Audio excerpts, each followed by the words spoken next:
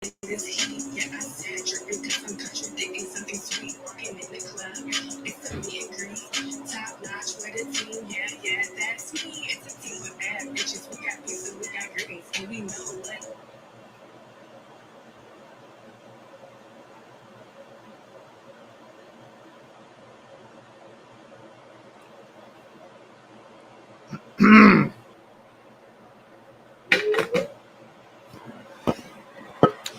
What's good, everybody? Good, Cedric. Good with Zoom. Support. Kari.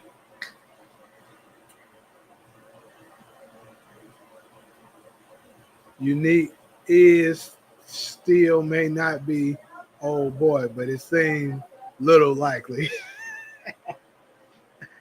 Right. Looks like the new book 2 writers moved on over to book 3. Look, why you hate? Why you hate the guy? Yeah, they turned it up a notch on your head this episode, didn't it? Dan got his 2 minutes of fame and left the building. Oh God, he did. Honestly, see, I was sitting here circling myself like, bro, what's the meaning of them even bringing Damon's character back? Because like he really didn't do nothing. The man joined them, said he was down for whatever, and went in the warehouse and got smoked. So, what is the purpose of them bringing Damon's character back? I'm in chat every Thursday night. It's a routine at this point. My boy Buckets. If you need to stay in that mustard ass hoodie, he better be Breeze. And he gonna be out of one of these episodes, I believe. Yeah, Unique and Kanan definitely working together by the end of the season. What makes you say that, Kenny? He said, "Stop hating TK." And people thought Damon was gonna form the RSKs with Unique. I know for sure. I said it in one of the videos. I said that nigga was out the episode he came because you could see him in the trailer get smoked. My boy, Bad Man Rebel, what's good? Anytime it's revenge, it's always be stupid. Like, bruh, it'd been different if Neek had, got a whole crew together and they was like, they got some product that we can take and we can make some money and we can, make a grip. They just went in and shooting a couple niggas. What? Like, that was stupid as hell. The way David got smoked is what should have happened to 2-Bit in book 2 for how useless his character was.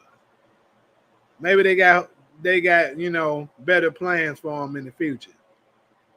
They brought Damon back just so Rock could think it's someone else till she figure out it's Unique. That's a good point.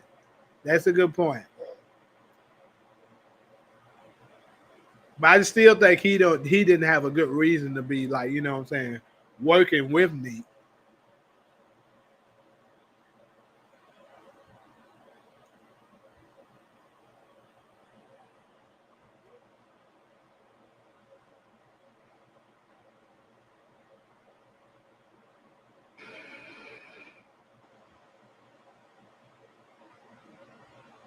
Y'all go ahead and hit that like. It's only 3 likes and we got 20 people in the chat. Let's go.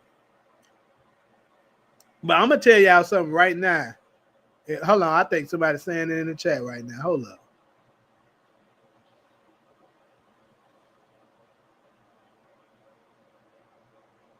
You said Neek still moving in the shadows, but now he getting that Phil Russo connect.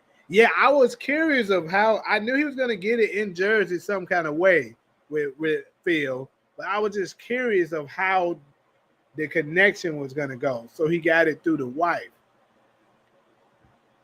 of Sal, and she don't know nothing about the business side of it, so she don't know that Neek was against him.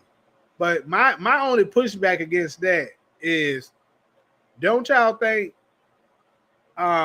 some of Sal's old, men that worked for him would have known that Neek was the enemy because they got sent out to, hit some of his spots. So some of them should be able to identify that. But I don't know. We'll see how that play out. To Leo, it's been a minute. She said, I don't like that Neek went to Sal's wife. He just going to everyone that had an issue with the Thomas. Well, if he turned out to be Breeze, they said the nigga was strong but not smart. Rock business is falling apart. He's already tried to go on straight. Hold on, let me turn this damn TV out.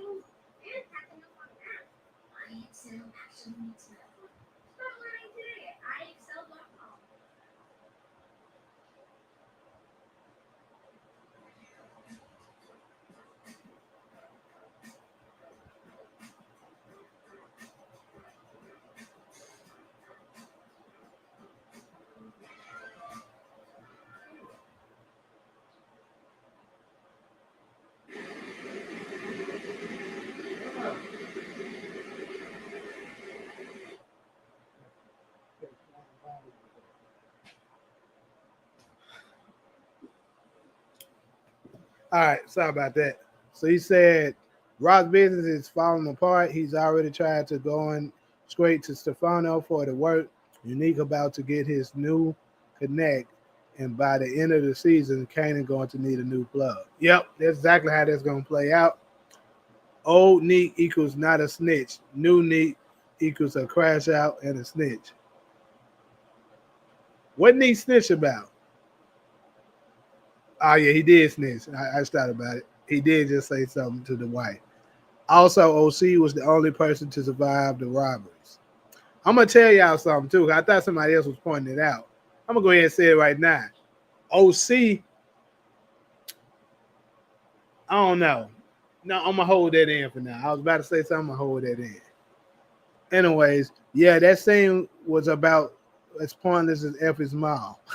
Effie's mom was very pointless. Smoking on that Damon pack. Hey, feeling good, man. Today is my birthday. Happy birthday, my boy. Shout out to you. I'm still, and then you coming up in my live, man, that's what's up. I'm still wondering why Unique let OC go. That's a good question, bro, and that's kind of what I wanted to touch on a little bit. So my thing is, I think he may have flipped OC. That's why I was just saying I'm going to hold it in, but I'm going to go ahead and say it. I think Neek may have flipped OC. I don't know. But what y'all think? Because that is the only one that he let see his face. But then again, OC don't know who Unique is. So it's not like he can identify him. So maybe that could be the reason too. But I just kind of feel like, he may have flipped OC some kind of way. We knew Damon was going to be out of here quick, but they could have made his presence a little more meaningful. The husband pull-out game pause is weak if he got his wife going to gay clubs to cheat on him with other women. Yep. They had OC survival for a reason. He the only person Unique didn't kill. They leaving small hints. And she talking about God rest his soul. God is not resting Sal's soul, Miss Bell. He is birthday there. That episode was wild. Oh yeah, so we gotta go ahead and do this like normal. What will y'all give this episode for titled The Way We Are or the Way We Were? Episode 4, 1 through 10, what number would y'all give it? Rock has been super irrelevant this season. Rock been on an attack.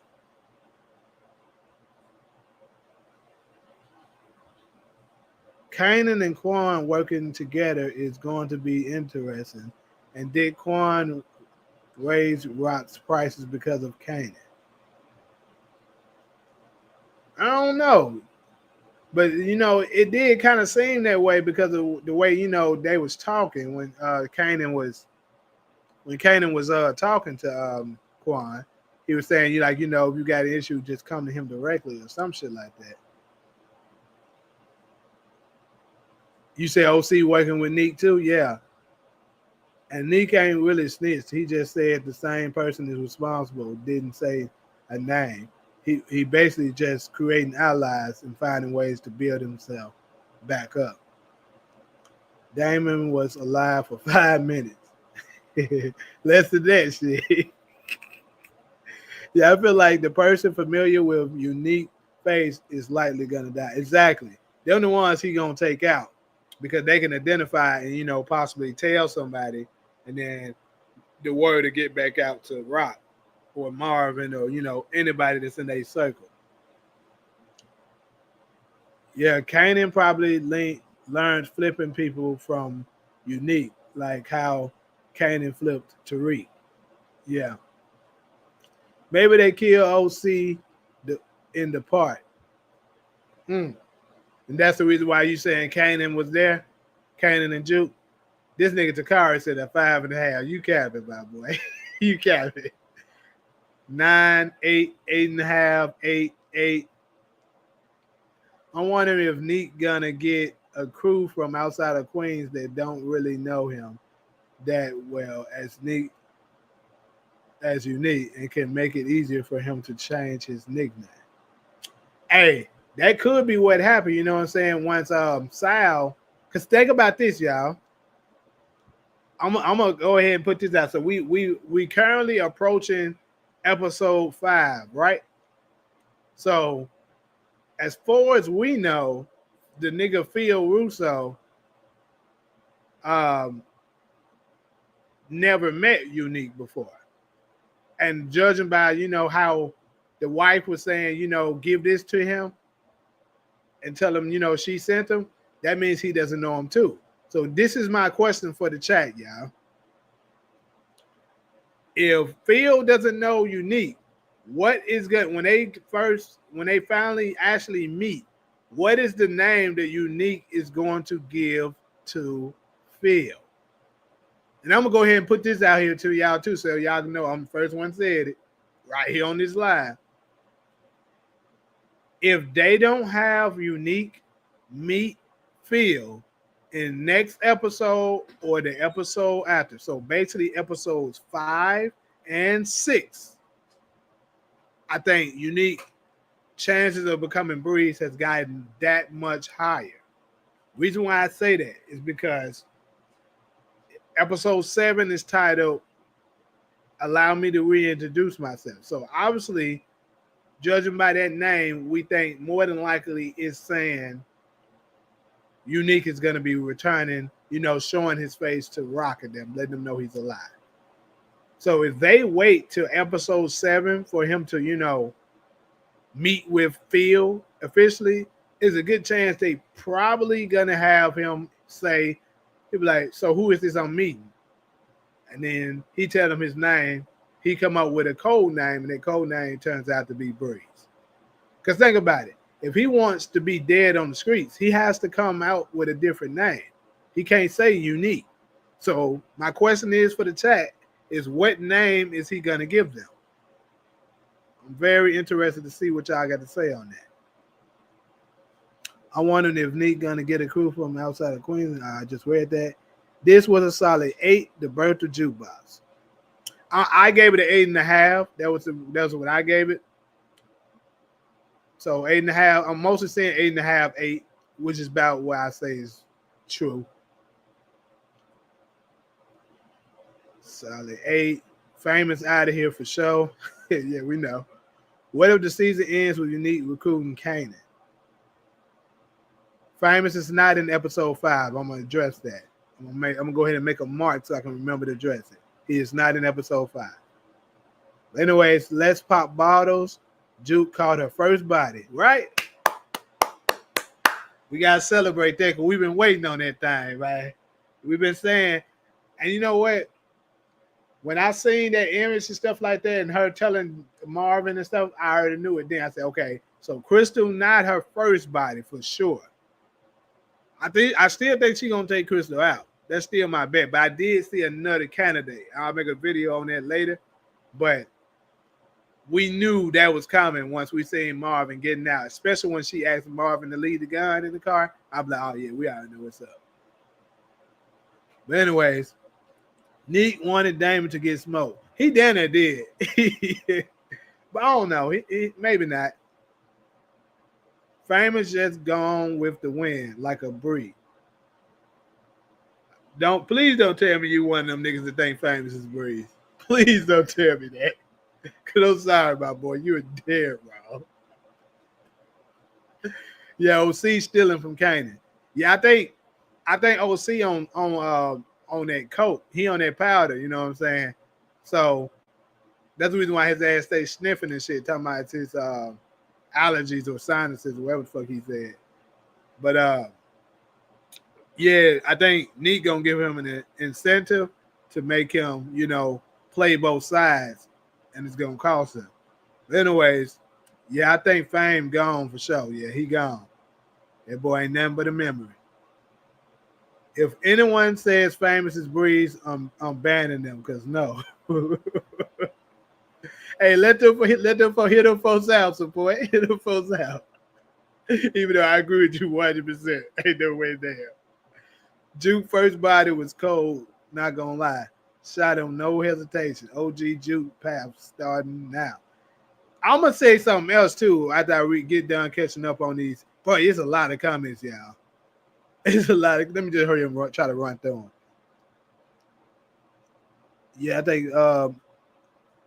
Let's see where I stop it. I don't know why people didn't like the season so far. I feel it's quiet before the storm. It's getting close to the storm, but not yet. I agree 100%. Just saying, people can change. Nah, nigga, not that much. That nigga ain't no breeze. Good question. Phil gonna have Unique finding out who put the hit out and who the shooter was. Somebody said Michael Corleone. Sasha Penn said he not breezed up. No, he did not. Stop making that bullshit loud. He did not say that. Okay, I missed something. Who the fuck is Phil Russo? So you gotta pay attention to the exclusive clips and the new characters and all that to know who Phil is. So basically, they showed us before the season was introduced to us that Phil Russo is going to be the new crime boss of New Jersey after Sal. You know who Sal is, right? So since he's killed, the new boss is Phil, and that's who Unique is trying to connect with. Sasha Penn never said that. Stop telling lies. Facts. No, he did not, bro. What's good, my boy Hezekiah? Support loves the troll. He really do, bro. No, he did. We literally all watched the video. Nah, that ain't that definitely looked like Fame in the trailer. I'm gonna address that real quick. Watch this. I'm just trying to get through the comments. I wonder will Unique move into Damon's apartment since he gone. That's a possibility. Famous and his mom in the trailer for the next episode, so that's something. Yes, it is just the beginning. She got her first body, and I do think Crystal gonna be next. Facts. Hezekiah, I think that's an old clip from last season with Fame and his mom. Thank you, Cedric. See, Cedric be paying attention. I ain't got to address it too hard because that's really what it is. That's what it is right there, y'all. I was trying to hurry up and get to the comments before I thoroughly address it, but yeah, that's what it is. The mind's not in the trailer. If you think Famous is breeze, then I advise you to go to rehab. Facts. Who think? I'm guessing you asking who I think killed Famous. We still sticking with Marvin on that. Damn, OC short like a midget. That nigga a dwarf. Anyways, damn, I can't wait to get home and watch this shit. Oh, nigga, you ain't seen it yet? Damn. Somebody said Sam is breeze. Who the hell? Oh, to my crackhead Sam? That's crazy. What's good, DeMarcus? Juke catching on to Chris and possibly using Kanan as a way out. Right. See, you caught that too, Cedric. Right. I was like, that. All they're doing is building up for me to be right. Because I told y'all she's going to take her ass out. But it's something else I want to address too a little later. So why did he laugh at the idea he could be in cop? Bro, stop the cap. Stop the cap, man. We not gonna just come out and say the nigga breeze. That is right. He ain't gonna just say the shit.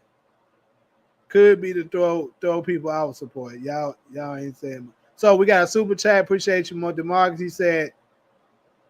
He said I told you that early Tyler wouldn't die this episode. The times would smoke early Tyler. So I'm gonna go ahead and address that since you put it out there. Like I said in the comment section and in there, if it's possible that he may not go this episode, which he didn't, but his death is inevitable and it's gonna happen the way I said it would. All it means is that it's not gonna happen like that this episode. But I'm gonna make a separate video about that. I mean, it's always a clip from last season, but it's got to be something into what happened to him. They not showing it in the trailer for no reason. Yeah, I noticed that too, Cedric. That showed that for a reason. So now that I caught up on the comments, going back to what I was saying about Famous real quick. So yeah, that was absolutely an old apart from my old trailer. Think about this. This is how you know Famous is dead, people. Why would they never in the history of Power, and I'm talking about never to what I can remember, and I don't watch each and every episode of Power at least more than once, except the one that just came out. But I don't watch each episode at least twice. A lot of the episodes, I don't watch that shit at least 15 probably. No cap. They have never shown in the previews that I can remember an old scene of somebody. Like it's going to be something that, you know, I mean, not in the previews, in the trailer for the next episode. An old, scene from somebody, and it's that exact scene. The reason why they're doing that is because Famous is no longer on the show. It's a production issue. The production wrote him off because of whatever their reason is. So they're killing his character off, but still trying to give him a reasonable storyline. That's what's happening right now. Like they could have just said episode 2, oh, Famous died, and then wrote around it. But so they won't interfere with what they had going on already. They just put him in the storyline as missing and then touch on him here and there. Keep touching on him here and there until finally they ready to reveal that he's dead, which is probably going to be next episode like I predicted. I said it's going to be in the first 5. So, and if you haven't seen episodes 5 synopsis yet, I'm about to go ahead and pull it up. I know, Takara, you're not a fan of this, but hey, I got to pull that up real quick. You can not read it if you want to. Yeah. But anyways, 5. What's 5?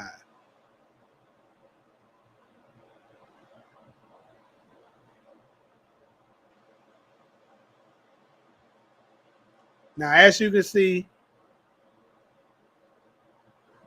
oh no, that's so no.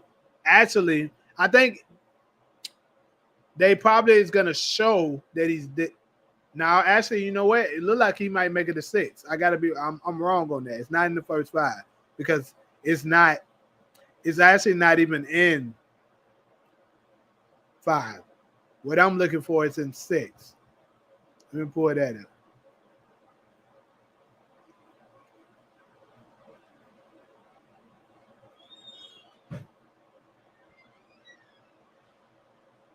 So, there we go.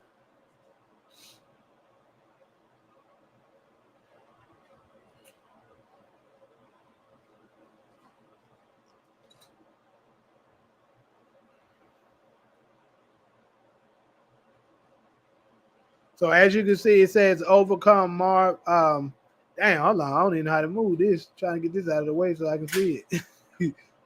let me move. Try to adjust this thing a little bit. That's crazy. Oh shit. There we go. All right. So it said Rox tries to overcome Marvin's poor judgment. Kanan recruits Jukebox to help him get justice for his friend. Unique. Damn, that's not it either. Which one is the one that talks about? So there's got to be 7. Damn, that boy. They taking a while before they show us. Must be in 7. Shit. Give me a second. My bad, y'all. Y'all gonna have to bear with me on this. So it's 7. Rock goes into the offense as Marvin and Lou's attempt to contain the escalating situation due by Jones to search for OC while Kanan listens to the thing. Nah, that's 8. Hold on, what the fuck is 7? God damn.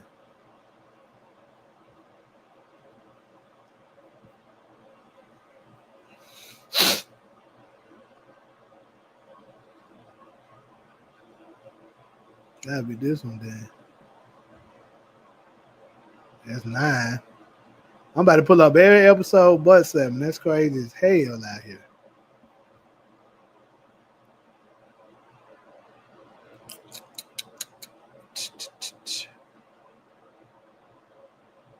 Nigga, it's right there. How the hell I missed that? Whatever, though. Anyways.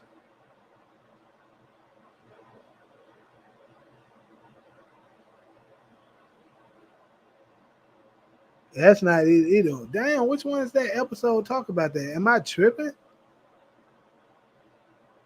Oh, it is 5. I'm tripping. I don't know how the hell I missed that all that time. But anyways, 5. Anyways, though, this is the part I was looking for. They said famous mother desperately tries to find him. So, I was right. They're gonna reveal it in 5. Cool. So I am still right. So basically, they're saying that the mother is gonna be looking for him, and I believe they're gonna find out something major is gonna show, basically revealing that he's dead. I still don't think we gonna get a body, but I think, like I said, they're gonna use a double.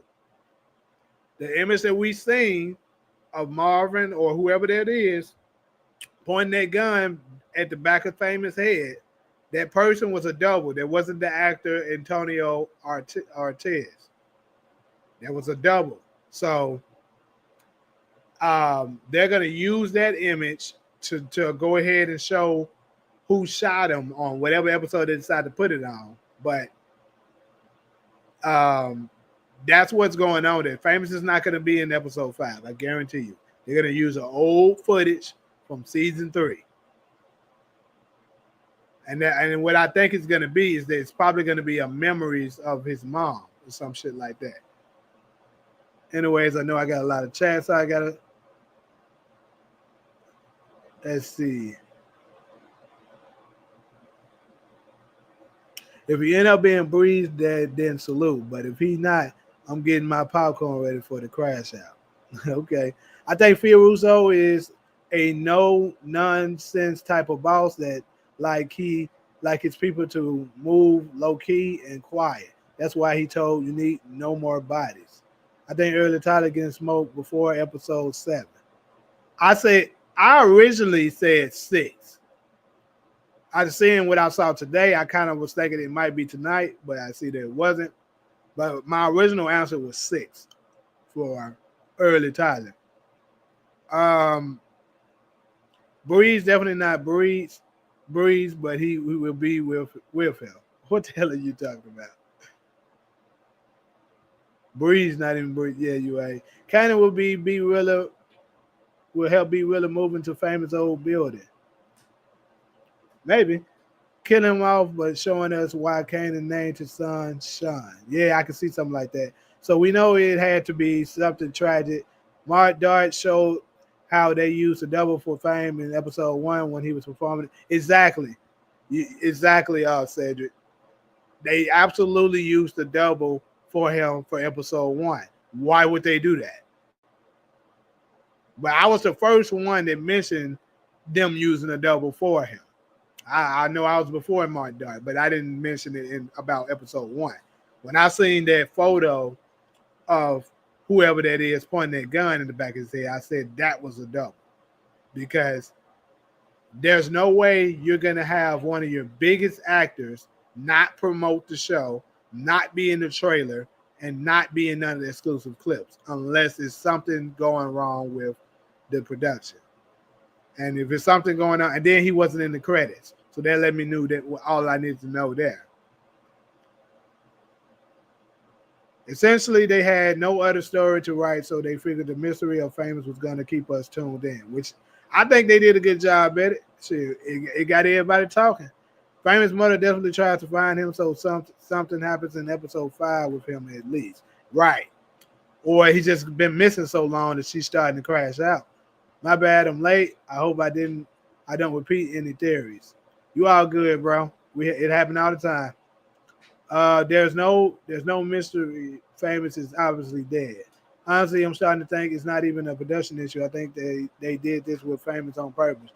Give him a sad story and tragic death to break Kanan's heart. I mean, I think it's always been the plan to give him a tragic death, but I think the way it's being done didn't originally supposed to have been like that. Let's go ahead and get these likes up, y'all. We got 30 plus people in here right now with 11 likes. If you in the chat right now and you ain't like, hit that like button. Anyways, OC a liability. I can't see him keeping it solid. Yeah, that nigga gonna, he told Neek everything. Neek was gonna slap that little nigga around if he didn't tell her what he needed to know. Anyways, Unique is one who tuned into Apex Predator. The one who turned into the Apex. Right. It doesn't even make sense, all the bodies he's catching without any heat from the cops or anybody on the streets. Oh, God, that nigga the Apex Predator.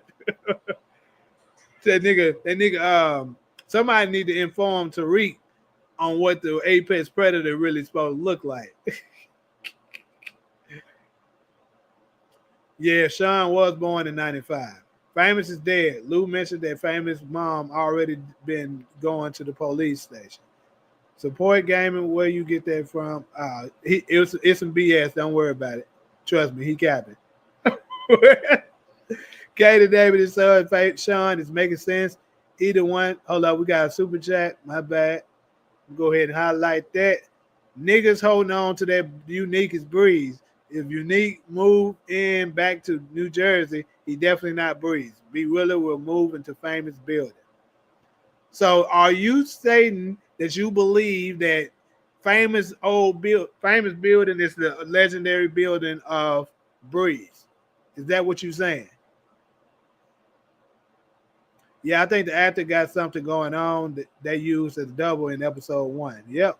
And they're going to use it also in this next episode or whenever they finally reveal that gun to his head. I think Sean was born in 93, 94. Makes more sense with the original Power timeline. Well, actually, Sean was 20 in season 1. So you go back 20 years, they'll land in 94. So he was born in 94. Sean was 19. He was 20. He was 20 in the first. I'm 100% sure he was 20 in the first season of Power. So, anyways, niggas holding on. I just read that. My bad. Look there. Why is these flashes on silence? On silence guns. B really is Breeze. The introduction to him and Kanan wasn't for no reason. Okay. Kanan lived a block away from Breeze, so whoever Breeze is not going to be far from Kanan. B Rilla is just a bomb with trash lyrics.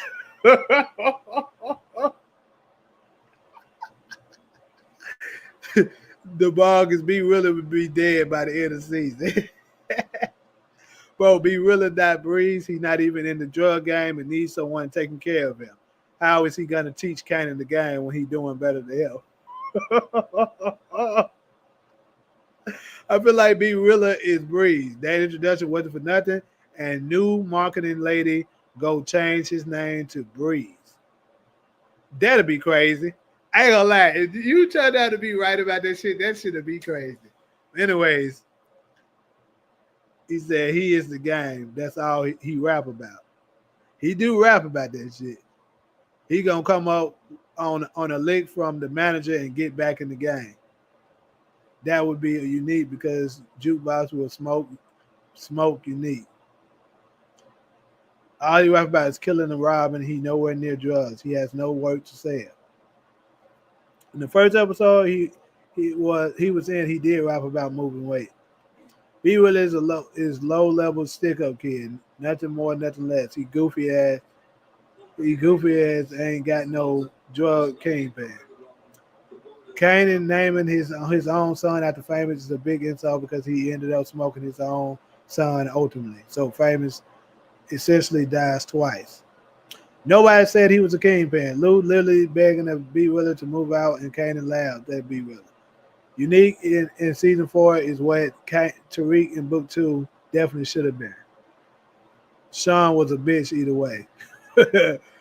Famous apartment is a 1-floor apartment. Bree's apartment has stairs. B Willie is not the drug gang, bro. He's into armed robbery. You're getting the term the gang confused. I don't think it's Famous apartment. I think it's Lou apartment that turned into the infamous apartment. So you think Lou's apartment will turn to Breeze's apartment? B Willie is a lovable character. When he robbed Gilfin, he will have money to get back in the game. B Willie is from Rochester. Breeze is from Queens. I mean, B Willie definitely said, I'm going to keep selling these drugs and keep killing. Yeah, he did say that. Cedric listened to his first rap at Lou's spot. Y'all do know that Weaker fandom is edible. Nobody ever said Breeze was a kingpin. We was only told he was Kanan's partner and Ghost boss. Y'all niggas hitting the hell out these comments. Make sure y'all hitting these likes like y'all hitting these comments right now. God damn. But I'm about to by the end of the season, B Willa will come out of the closet and change his name to Glorilla. Hey, you tripping down. You know that man gonna turn out to be gay. If B Willa robbed that crib, then Lou probably gonna kill him for messing up his opportunity. I can see that making Lou mad for sure. I tell you that. Y'all give Cedric Williams too much credit. Hey, Cedric do be paying attention to stuff, bro. A lot of shit that I be having to explain, I don't have to explain that to him. Lou apartment looked like it had a little walkway before you get to the living room. You know, they did show outside of Lou's apartment before though in episode, what is that? I want to say episode 7 or 8 of last season. They showed the outside of it when Marvin was with the manager to come open the door.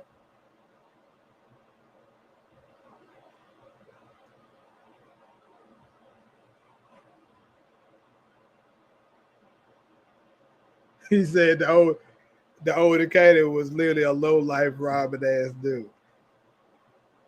Low key he was though, because he never officially got back in the game, like, you know, really, really moving shit.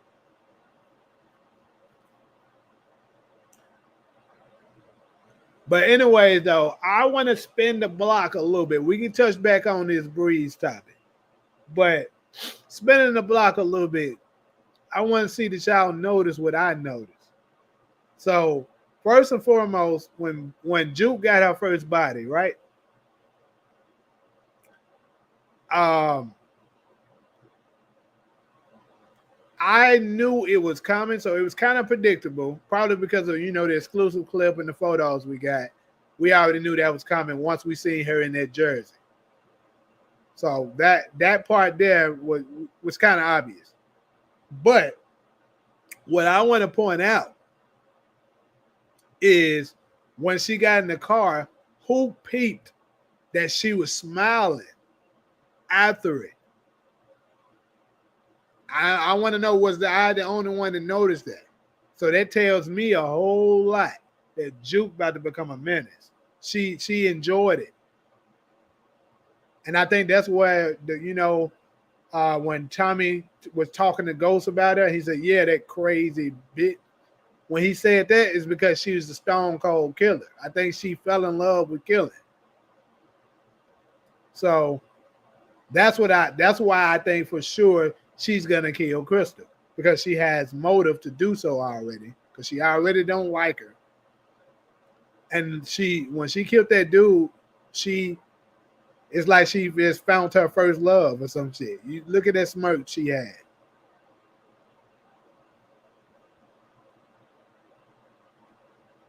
I also remember Ghost got locked up. Dre said he picked up Tariq from a corner in Bushwick.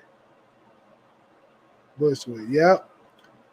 But I think they're gonna show Unique taking over Damon's apartment. Well, he did take over his apartment. I'm 100% sure he took over his. Well, no. You know what? No, I take that back. I know he goes to. I want to say he take over early Tyler's apartment. Not. It depends because if you pay attention, earlier Tyler's apartment has two doors. I noticed that about his apartment.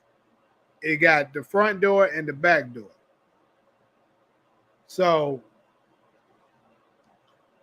the the front door of early Tyler's apartment don't have that diamond shaped window, but the back of it do. And it is an image of early Tyler, I mean not early Tyler, of Neek and that Biggie looking ass nigga walking into the apartment from the back way. So I think he take over early Tyler's apartment once he's gone.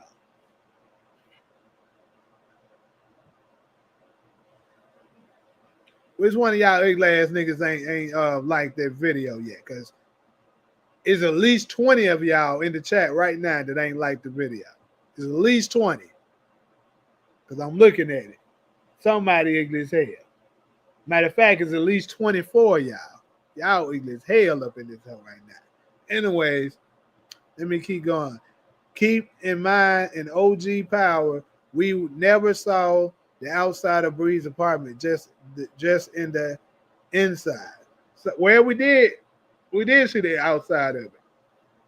We saw the outside of it when he was walking with the old lady.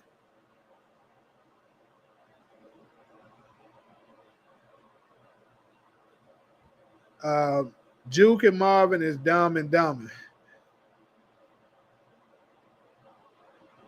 So yeah, so you noticed that Timmons that she was smiling after she killed him.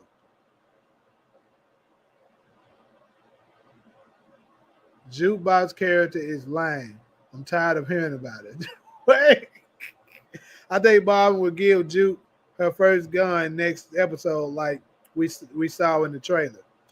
I think he's gonna give her the gun because they're gonna notice that all of the family and people that's connected are being attacked. So he's gonna want her to be able to protect herself, especially since after what happened. Yeah, he's definitely gonna give her a gun. Marvin's blood is in that apartment. That's true. She definitely getting Crystal out of here. Anybody that owes me money or ever said any jealous bullshit about me is dead. Juke on some real murder shit, hey. So Breeze lived in Brooklyn. I don't know about that. Marvin's DNA is at several crime scenes right now. These apartments couldn't get renovated after 20 years. They definitely could have. Nobody house looked like Bree's house. His house was big. Remember, they had a whole party in there. The kitchen was big. Go to the scene with jukebox. If Marvin don't die, he definitely going to jail. What's up? Was his Quezzo lie? Dre could have been lying, not gonna lie. Could have. Now y'all guessing who Unique would take over? Hey, I'm just saying it's early Tyler. That's it. Oh yeah, the old lady. I forgot. Good point. Yep. They still inside of the building. We never saw the building itself. You're talking. Oh, so you're talking about the outside of the building. That's what you're talking about. So you're talking about the I got you, the exterior. I thought you were talking about the exterior of his personal apartment, like the walkway of it and stuff like that. What's outside of it? But you're talking about the exterior of the entire building. Got you. I got a couple of videos of yours I have to watch. Appreciate that. Detective Garcia could question Jukebox about the death of Mara's husband. How would he know though? But I do think the Mara lady will turn out to be a problem. You feel me? I do think so because you seen her talking to her later, and she was saying, "I didn't kill nobody." So it seemed like she might be asking her, do she know anything about it? And you know how these situations go. Like a lot of times when people be in a abusive or a toxic relationship, something bad could end up happening to them, and they'll take up for for that person instead of being grateful that you took that motherfucker out of their life. So I could see something like that going on, like similar to how what was her name on Power Book Two, Braden's girlfriend. Somebody said in the chat, but you saw how she was once. Braden took out the dude that sold her the bad drugs. Go to the Power when when they had a party at Bree's house. It was Kanan with some homies. I know exactly what episode you're talking about, but what's the point? What's the point of me going there? Keep in mind that it's been 15 plus years from the timeline and Raising Kanan until OG Power, where we seen Bree's apartment. Also, who confirmed that Breeze lived in the projects? Nobody. Nee got rock stressed out and it's gonna get worse. Walking your trap, take over your trap. Hezekiah, did you forget season 3 of OG Power?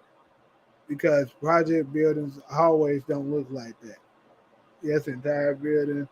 Gotcha. Things wouldn't be the same for how it loved in the 90s and that it was in the early 2010s. Yeah, it's true. A lot of apartments definitely look way different 20 years after, you know, what they looked like 20 years ago. So it definitely could have changed.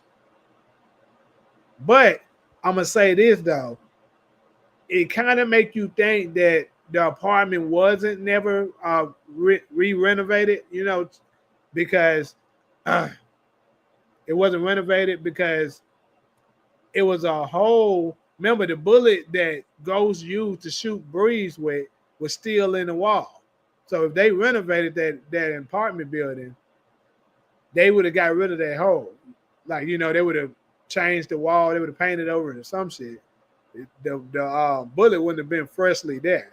So that kind of make you think that it was the projects, and they ain't do no damn remodeling. They said F that shit. We don't know nothing about Breeze other than being strong, not smart, and watching Jeopardy and giving niggas nicknames. I promise we haven't even seen Breeze's apartment yet. The only person in the kitchen even close would be Unique Kitchen. It's like a big oval kitchen. Yeah, I've been looking for that, Farmer, for sure. I've been looking for that big ass wallway that was in his apartment, but I haven't seen nobody's place have that. Hezekiah is a show, bro. They ain't worried about that. Okay, let me just go down because there's too many comments. My big homie Marvin Thomas is in some deep shit now. His DNA in the apartment. Yep. Tremont got his perm messed up. Hey, I just thought about it. So is Tremont still alive? They didn't show them kill him, did I? Or did I miss something?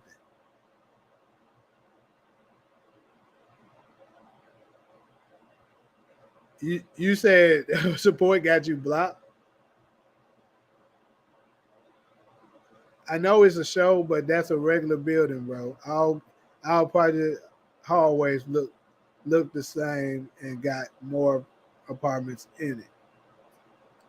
Is that strip mall that Rock bought the shopping center store that Kanan and Tariq was walking by when he said, "Me and your dad hustled these blocks."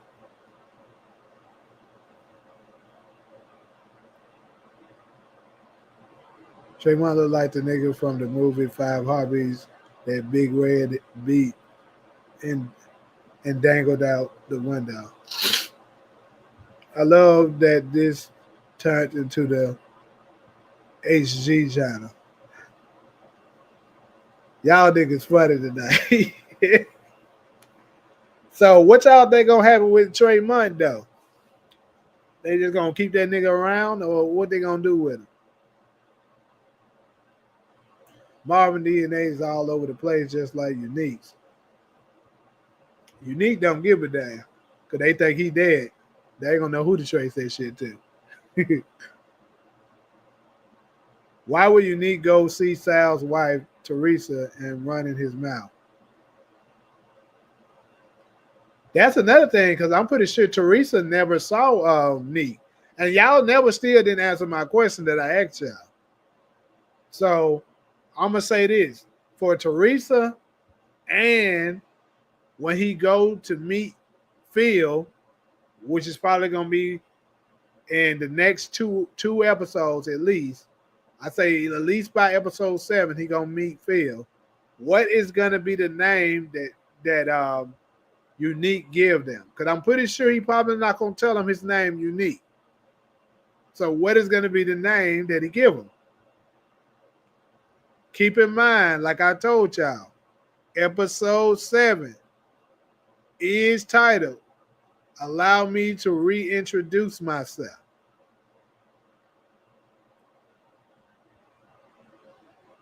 So, with that title name, could this be, and then also, keep this in mind, y'all. I'm going to make it a little bigger for you. Also, this is the week that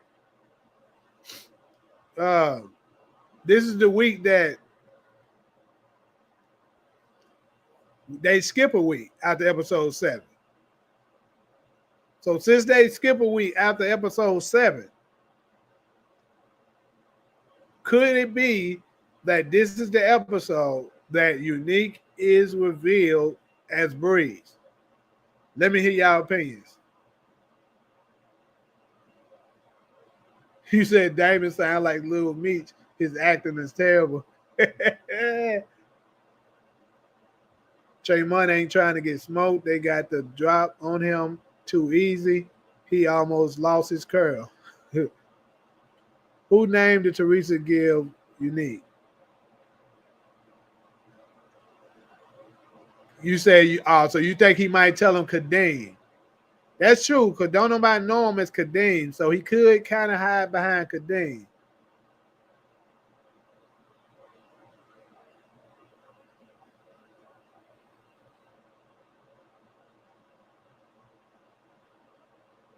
All right, we got another super chat from the Marks. He said, Tremont being alive will hunt Rock.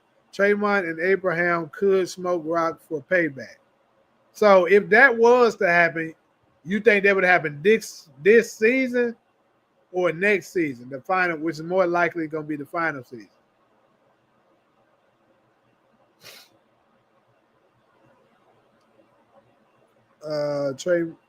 They say Tremont look like the nigga from the movie. I say I read that already. Well, I went up too far.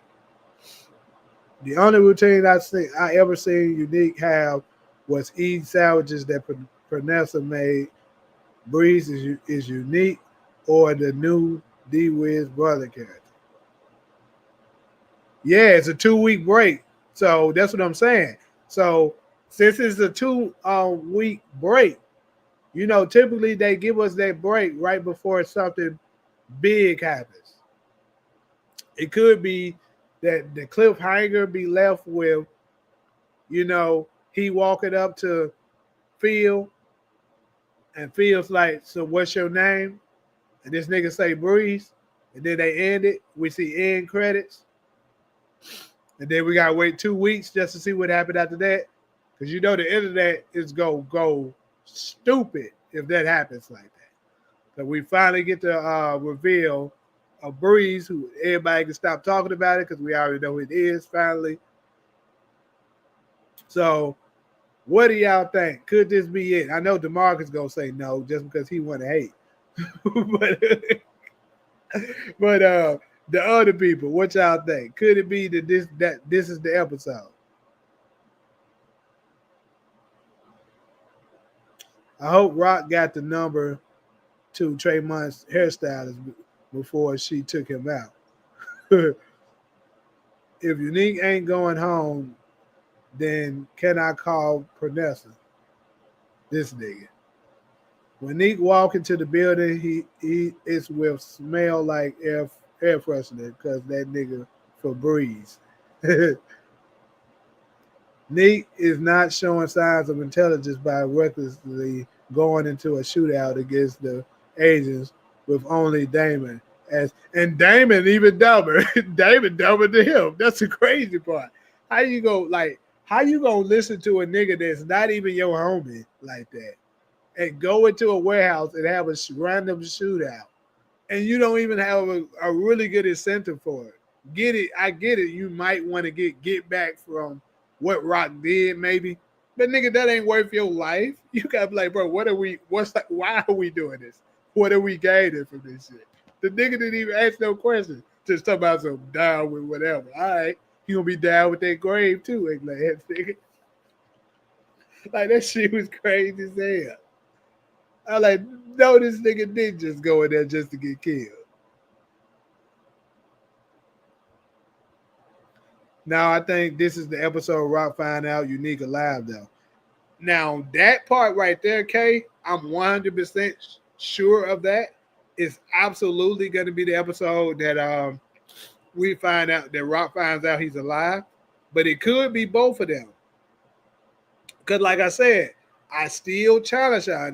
Nobody has given me a good enough answer yet. Really, well, Buckets did say Kanan. I'll say that. That's a pretty good one. But would he want to really give him his government name? I seriously doubt it. That don't sound like Neek's style to me. I think even if he didn't come up with Breeze, let's say he didn't tell him Breeze, he'll at least come up with another code name, like another nickname he come up with. I just can't see him giving him his actual government name. So more than I don't know, man. He might tell that nigga Breeze, bro. Who is the person Snapping Pops introduced Kanan to at the party? That's definitely going to be Breeze. Can you please find the frame in the trailer? I'm not even sure what you're talking about right now, but hey, I'll pull it up. I'll pull up that trailer because that's another thing I was gonna go ahead and go to a little later. That trailer was very interesting too. Well, Unique is developing a pattern of doing routine stuff. He keeps showing up in the early Tylers and Pernessas. That is a routine. Also, when Neek out Andre, man closed the door without any gloves.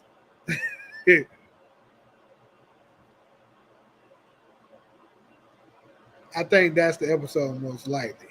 Okay. Just be yapping and capping to confuse himself. The year is 2025. At least Unique had 2 scraps. Damon had a half-loaded 9. Damon was dumb as hell, bro. That's all I know. That nigga was dumb as a motherfucker. Didn't Fair Play originally say that was Ghost going into the shootout? I don't know. I don't know if he said that or not. Damon had 3 bullets. he fired out 3 bullets and then got 3 bullets put in him. Y'all remember the movie Dumb and Dumber? Well, Unique and Damon was Dame and Dumber. Unique looks like he's almost back to 100%, even though the T veterinarian. My only grip with that is I'm holding on to Breeze being closer to Kanan's age, like B Rilla. That's one thing I know folks were saying, but to be honest with you, nothing was ever confirmed on Breeze's age. Folks, those were just speculation that folks just was coming up with. But to keep it 100, nobody really said was he older or younger or anything like that before. And to be honest with you, if I was talking to Ghost, Tommy, and Kanan about this person, and they was telling me all of his characteristics, this seemed more like an older person, not a younger person. Because a younger person is not gonna want to go back in the house to watch Jeopardy, in my opinion. It just don't seem like something a younger person would want to do. Like a younger person would want to be out on the streets, maybe hitting the club or some shit like that at that age. More than likely. And then also um, giving folks nicknames. That I think that's more of an old head type of thing too than a younger person. I mean, young people can give folks names, but like also keep this in mind.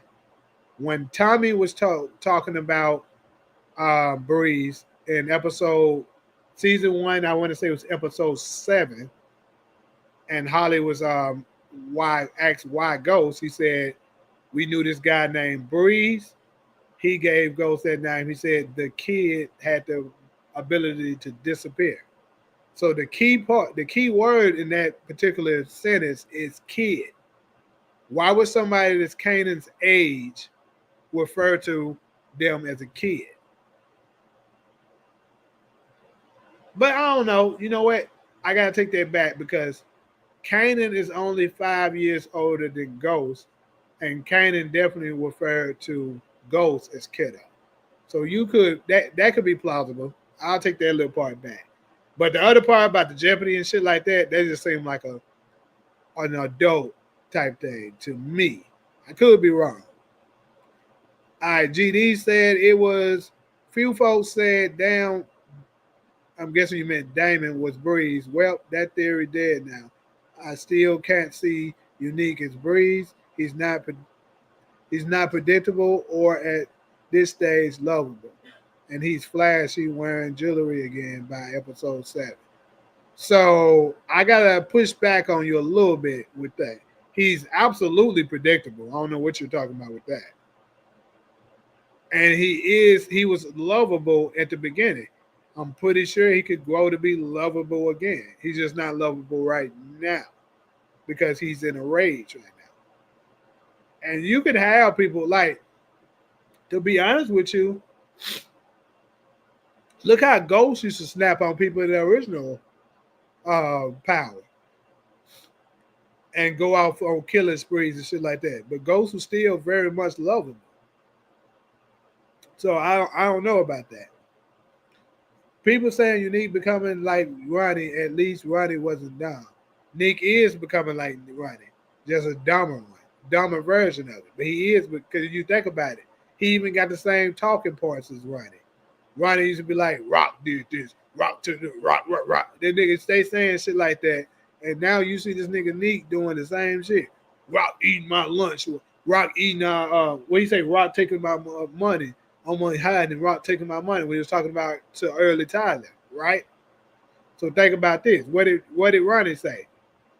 Rock eating our lunch while you out here. She got you out here doing whatever he said. I can't remember exact words he said, but it was very similar. CG said, what if he introduced himself to Phil Russo as Slim? I don't understand why he would say Slim, but still, if he did, that would be crazy. That nigga gonna tell Phil Russo he's Sub-Zero. Yeah, because he tells him a different name than Russo, or nobody else can figure out who he is. It just doesn't make sense to say his name is Unique. Exactly, it doesn't. Makes me wonder, is the scene with Rock crying in front of the fire of Vera Marvin's body? He's been digging a deep hole, or is it her viewing the Unique body? I doubt it's Unique body. DNA wasn't what it is now. That's what I was thinking too, Kay. Like DNA during the time of the 90s wasn't nearly as efficient as it is now. So it might not be that big of an issue then. Plot twist, Unique is gonna call himself Ghost. Why the heck? This nigga support. Anyways, is a trailer or a teaser of Snaps and Pop introducing Kanan to someone with a jacket at a park. I believe I'm way behind on these comments, so I'm about to go to the bottom. If I miss y'all comment, my bad. Fair Play is the only one in the world that believe they gonna keep Bree's identity hidden until Ghost kills him at the end of the season 5 of Raising Kanan, even though Ghost hasn't even appeared yet. I'm gonna say this, Cedric. I'm gonna be honest with you. I'm gonna say this. What if Ghost never had the name Breeze? I mean, Ghost never had James St. Patrick never had the name Ghost. But right when he's looking Breeze into his eyes and about to pull the trigger, Breeze see him for who he is and say, "You just like a ghost. Never saw him. Never saw you leave. Never saw you. Never saw you come. Never saw you leave. This don't surprise me at all." And then he pop him. Cause that would be a parallel if it do. Because think about this. Remember when Zion, who I believe is more than likely a son or some kind of relative to D Wiz, when Tariq was getting ready to shoot him in that apartment, which was made very similar to Breeze's apartment, right before Tariq shot him, he said, "I see you, little ghost."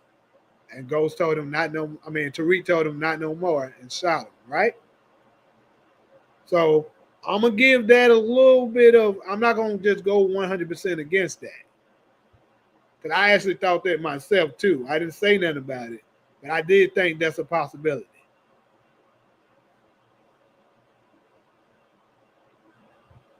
Ronnie must have smashed Rock back in the day to hate her this bad.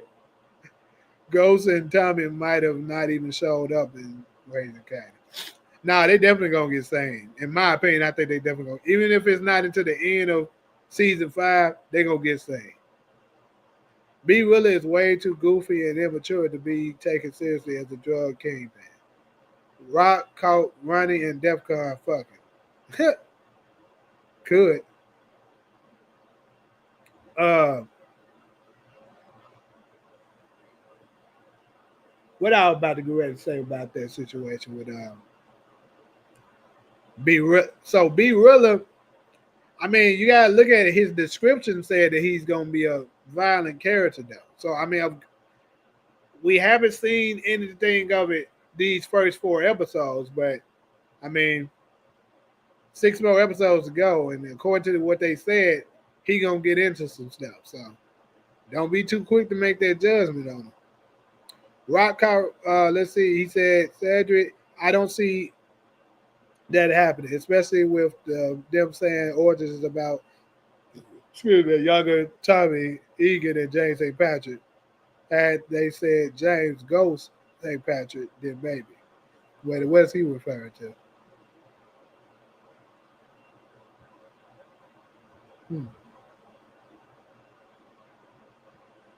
Not sure.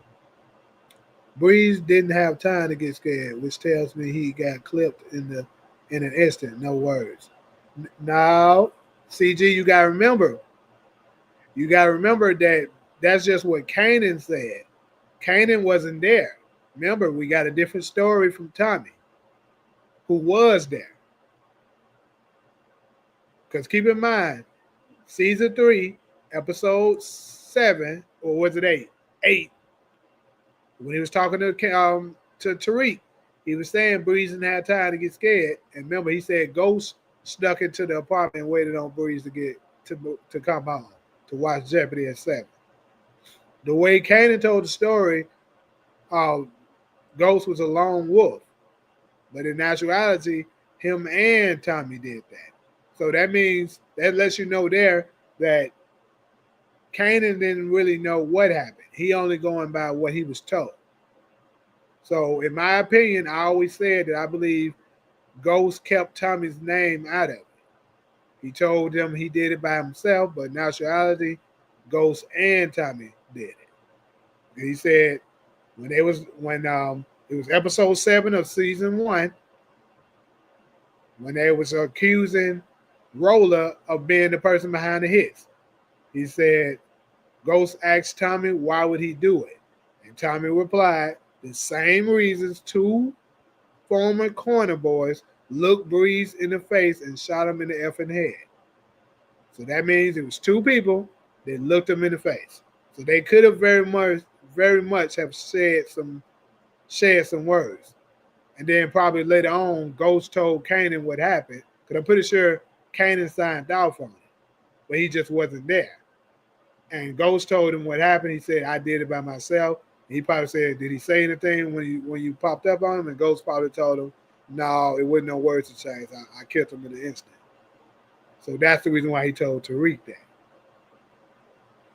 Y'all be reaching with this unique as Breeze theory, hoping and wishing. All right, DeMarcus, you keep saying that. So if it turned out to be right, you know I'm gonna dedicate a whole session just for you. We gonna be on your ass. It won't happen in season 5 though, man, nigga. That may happen in Origins. What is? You're. I got what you're saying, Cedric. I agree with you on that. You're saying that could happen, that he give him the name there, but it won't happen in season 5. Got you. Now I agree with that 100%. Because there's no way Breeze is dying in Raising Kanan. He's gonna die in Origins. Do writers need to make up their mind? Are they trying to tell Ghost story through Tariq or what? Because why are all the parallels for? That is true. Y'all, it don't matter. Anybody can be a damn drug kingpin. Rock the funniest person. What you mean? He really picked up on Jeopardy in jail. Could have. Power Origins would probably be Ghost and Tommy working with Breeze and Kanan the entire show, and then it ends with Breeze dying. Only part I disagree with is it's going to end with Breeze dying. I think it's going to end with Kanan going to jail and Ghost and Tommy rise to the top. That's what I think it's going to end. So I say it's going to be another season or 2 after Breeze died. When is the last time B really mentioned in the episode description? You can look it up right now. It's going to tell you what his description is and what his character is like. With OC going missing, Kanan could recruit B Willer to sell for him. To be interesting, Ghost probably told him Breeze that was coming that day. I always thought Raising Kanan could end with Kanan meeting Tommy and Ghost for the first time, and they talk about working for Kanan. See, now Hezekiah, that I think could possibly be the ending. That could be it.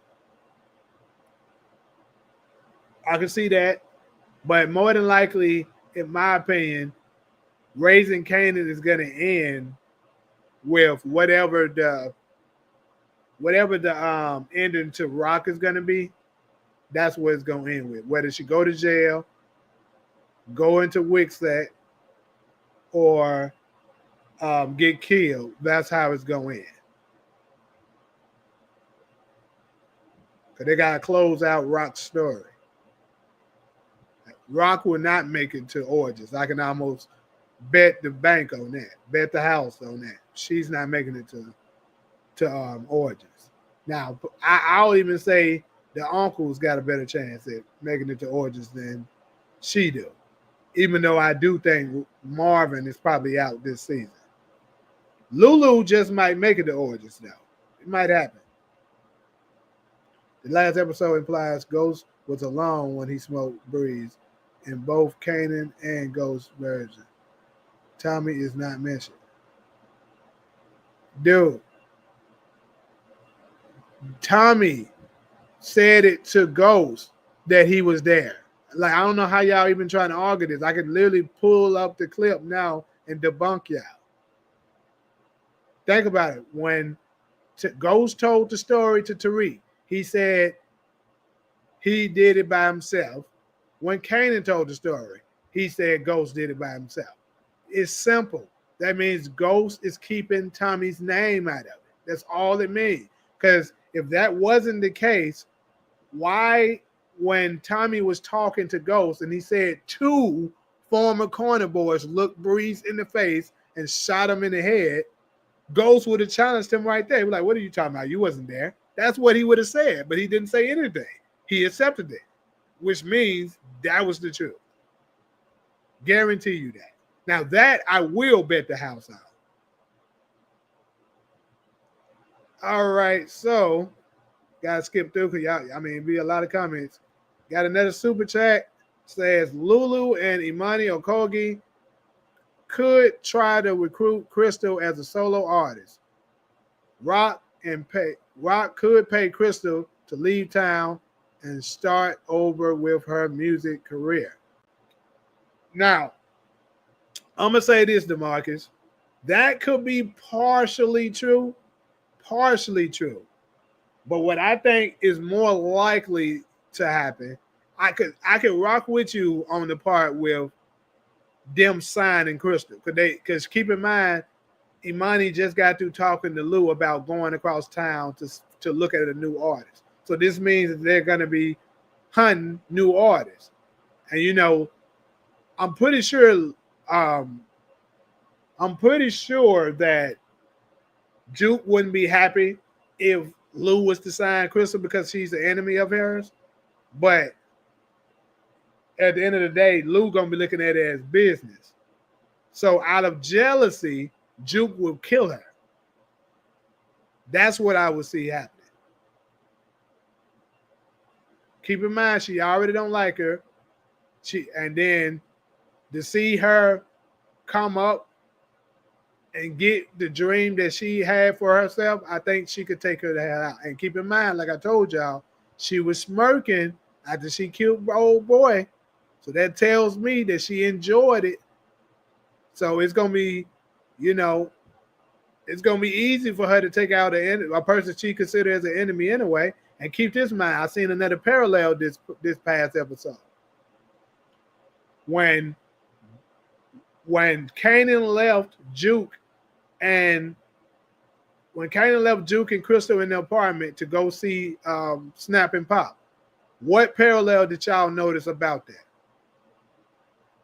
The moment I seen that reminded me of last season, season 6. Lakeisha, what happened when Tommy went to go do some work? He left Keisha and his mom in the house with him.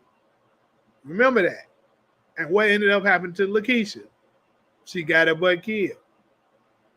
And who did she get killed by? One of her best friends. The only difference is in this one, it's gonna be her enemy. I'm telling y'all, you see the writing on the wall. Juke gonna take her out because Juke got to be on Demon Time this season. I'm telling you. Anyways, though, I know I missed a lot of y'all comments, but I'm sorry, it's way too many comments coming in here. So if you really want to see it going, you'll have to just maybe resend it, and I can try to catch it the second time coming around if it's a really important question. But Ghost and Tommy, but of course, Super Chats, I'm gonna automatically go to that if I see it. That's automatically gonna get addressed. Ghost and Tommy quick mention and cameo last season though. I'm not exactly sure. See, I'm probably missed something with that, so they're gonna have to come back around. It's likely a recon as Ghost's date of birth was recon from being 1974 to 1980. You can't go by these writers no more. What are you referring to with this? I'm gonna highlight it so you can know what I'm talking about. What are you referring to when you say this? Exactly, and they showed Tommy and Ghost killing Milan by shooting him in the head together. Yep, and that's the exact same thing they did to Breeze, bro. I'm telling you. You said the things that you can't go by the writers, but that's something that they can't. Why would they change? You just saying that so that you can fit your narrative, but that doesn't have a reason for them to change that. Them changing Ghost's birthday is a significant reason for them to do that because obviously Kanan was too old. And in order for it to match, Ghost would have been too old. And in order for them to make the timeline match, they had to change his date of birth.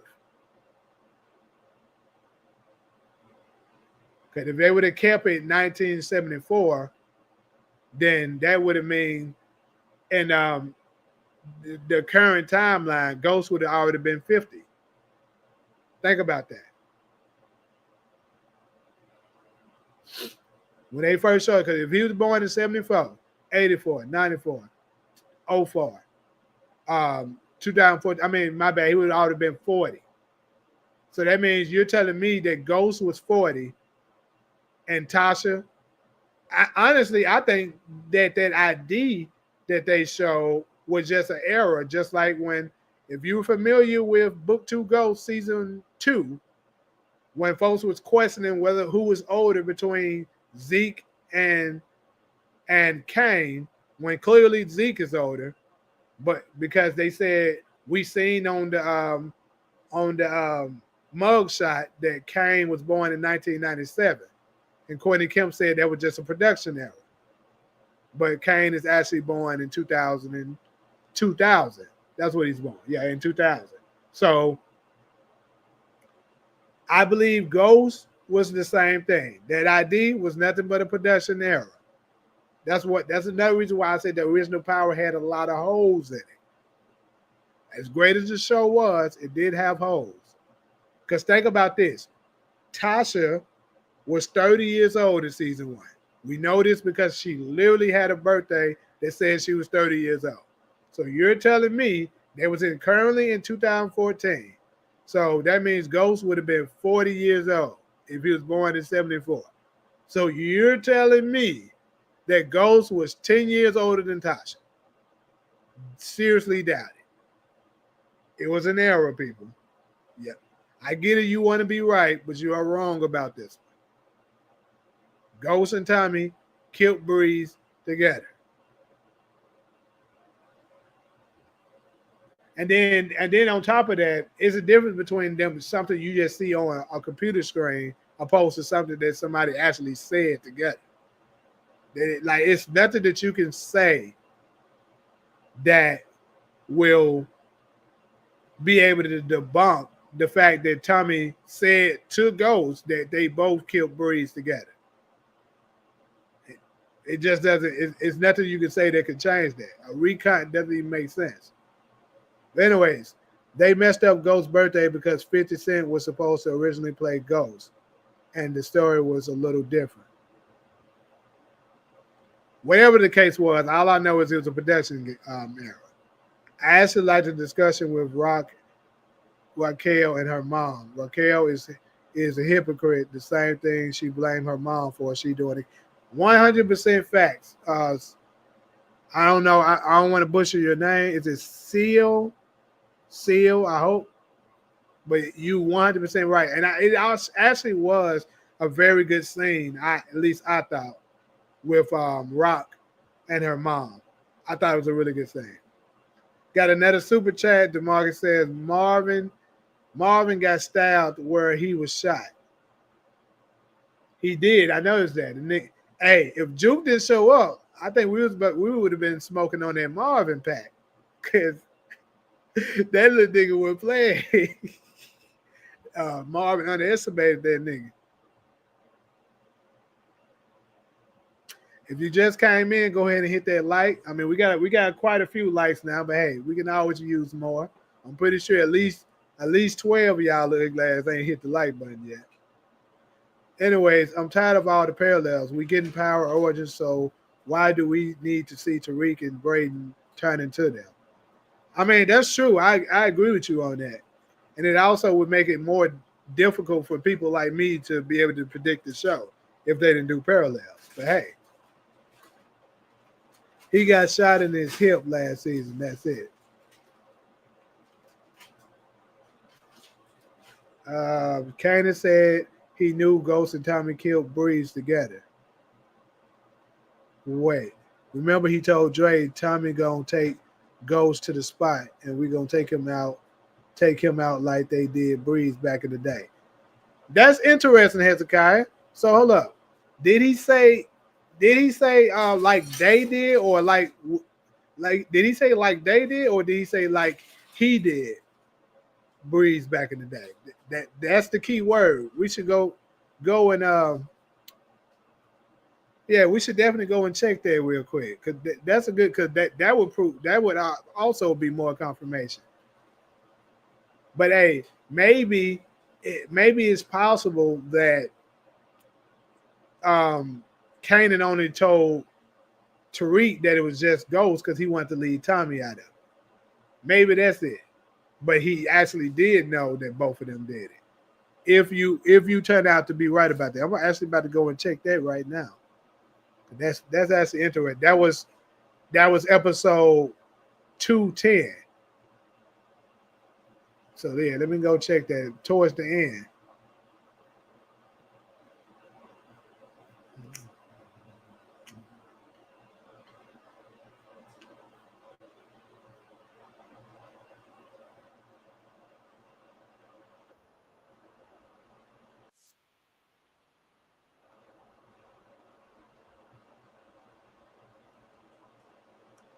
Actually, it was more in the middle, but still, it's still 210.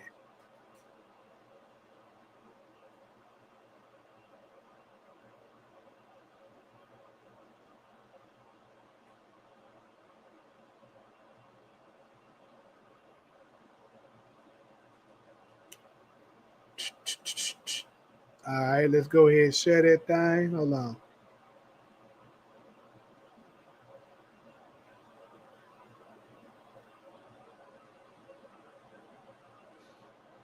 Fucking Lobos and a bag full of dough. Hold up. I ain't got no volume.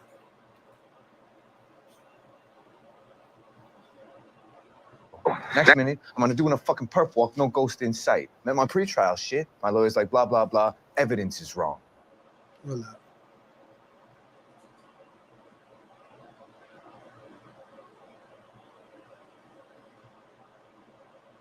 Hold on. Yeah, that's a little late. It's not this part. Hold on, because he was talking to.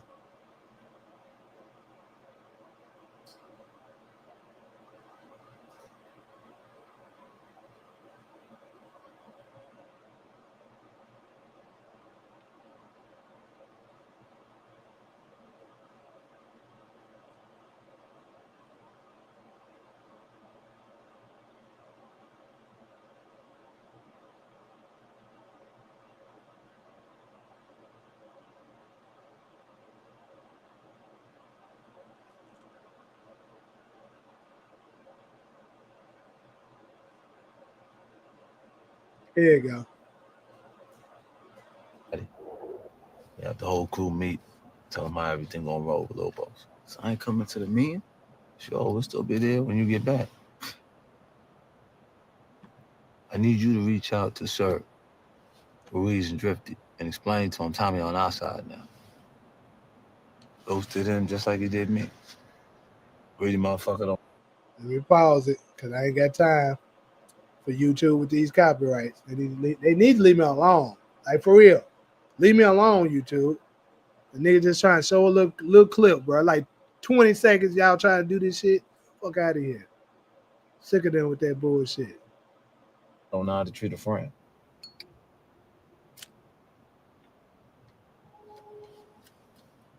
Him just like he did me.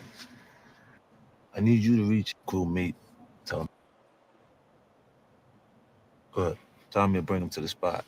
We'll take him out just like they did Braids back in the day. You'll get rid of the body. Hold up. I think he said they. Ghost think he got that. Hold up. You might be right, Hezekiah. You might be right, my boy. Let me put them captions on. White boy in pocket like he always does. Good. Tell me to bring him to the spot. We'll take him out just like they did Braids back in the day. Yep. He said they. There we have it. Can't even argue that. There you go. Kanan himself. Oh shit, we got another super chat. Appreciate you. He said him and Dre in the car together smoking a blunt. Yep. We just showed it. So my boy Hezekiah, he's right. 100% right. So even he knew that it was both of them did it. He just left Tommy's name out of it. So it's kind of like a,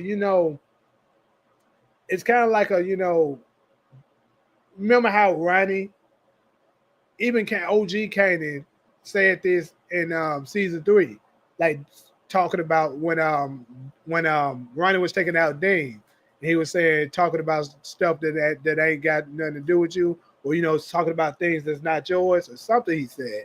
So I guess that's like a code, in the streets.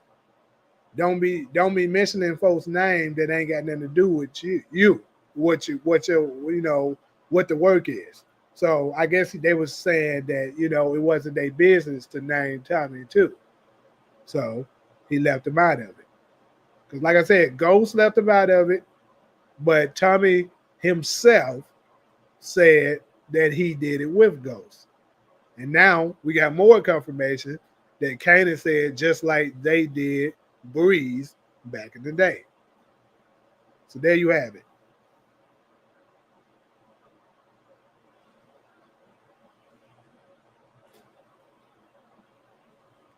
You said Diamond get the stupid nigga award. Bro die faster than Chris Brown on Stuff the Yard. Big facts, right? Hey, like they just said, hey, I feel like the writers was just in the writers' room was like, we need somebody to die, bro. Who can we bring back to just kill this nigga? And then they said, Damon. Let's make that nigga. Let this nigga come back just to die.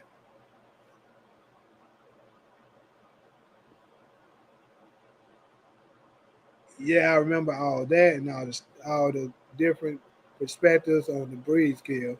More recently, I reckoned all 3 were at the apartment. I think Kanan shadowed them, and they didn't realize he observed. That could be it too.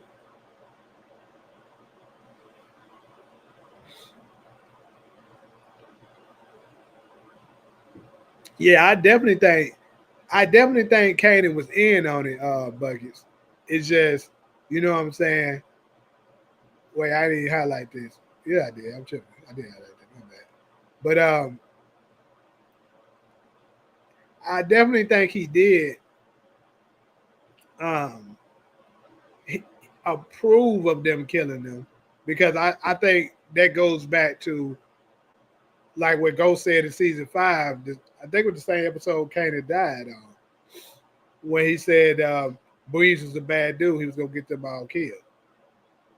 So I think Kanan damn near did love Breeze, but he just didn't, he just went ahead and signed off on him because he was like it had to be done. Plus, that nigga was a hothead that was gonna get them all killed.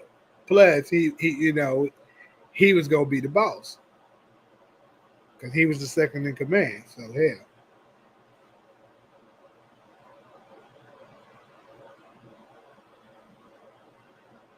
Yeah, me and you both, Hezekiah, we watched this shit too much. Niggas trying to catch us slipping. I'm trying to tell you. But hey, that's a good catch though that you said that though, because I didn't even think of that one. I keep picturing the scene when young Tristan smoked old dude in Blue Hill Avenue.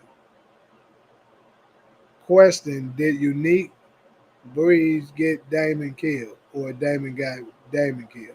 Man, Damon got Damon killed. Because you dumb as hell for going out there with him.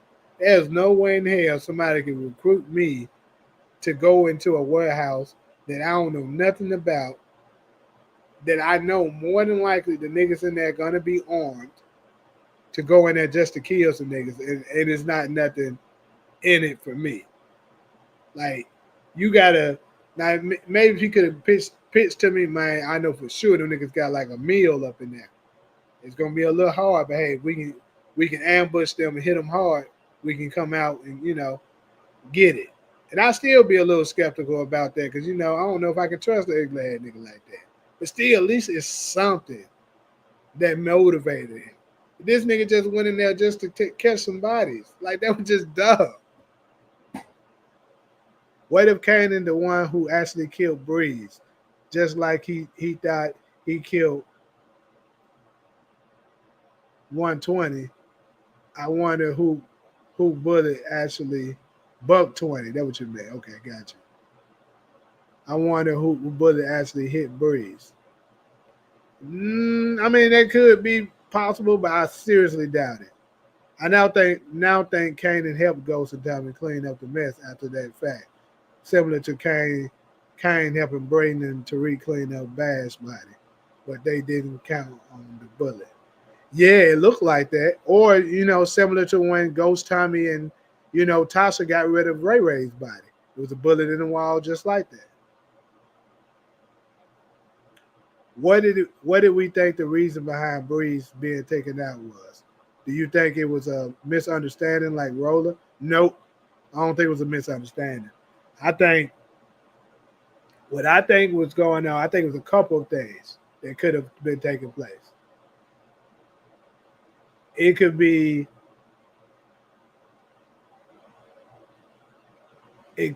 this.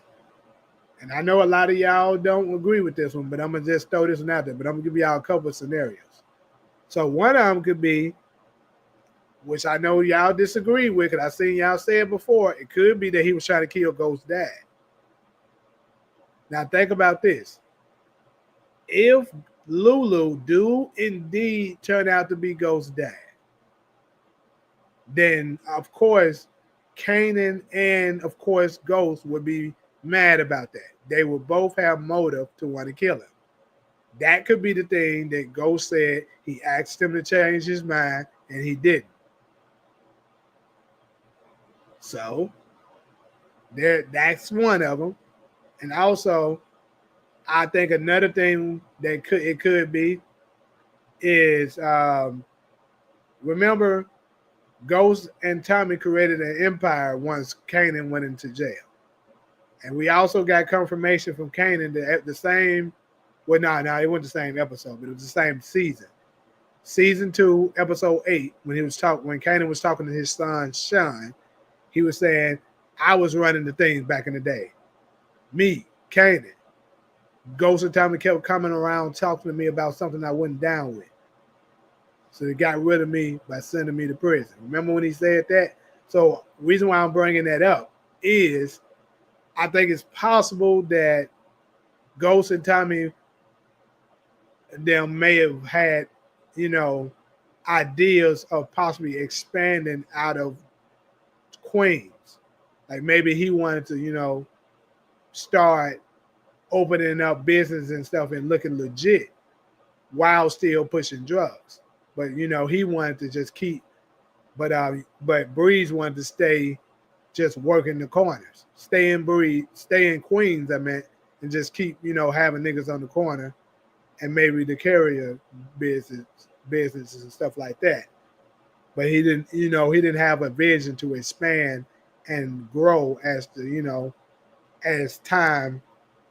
Because, sometimes when you're stuck in your time and you don't want to change, it's going to leave you behind. So that could be a reason too. Because keep in mind, Ghost said he was in the way of his future.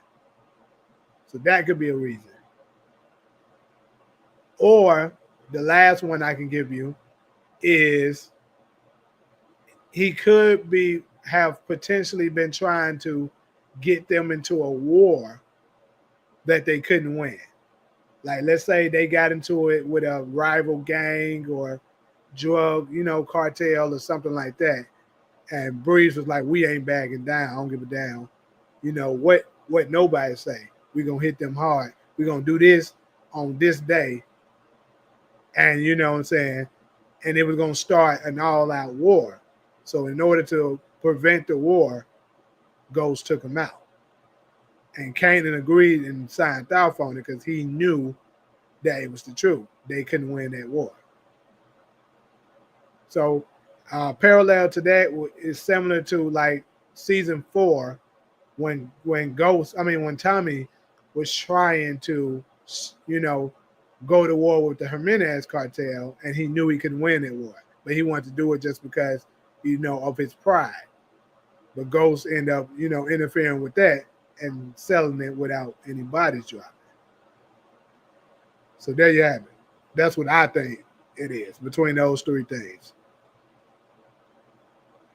What do you think the reason behind Breeze being taken out was? Do you think? No, okay, I just read that. I think think Kanan killed Breeze?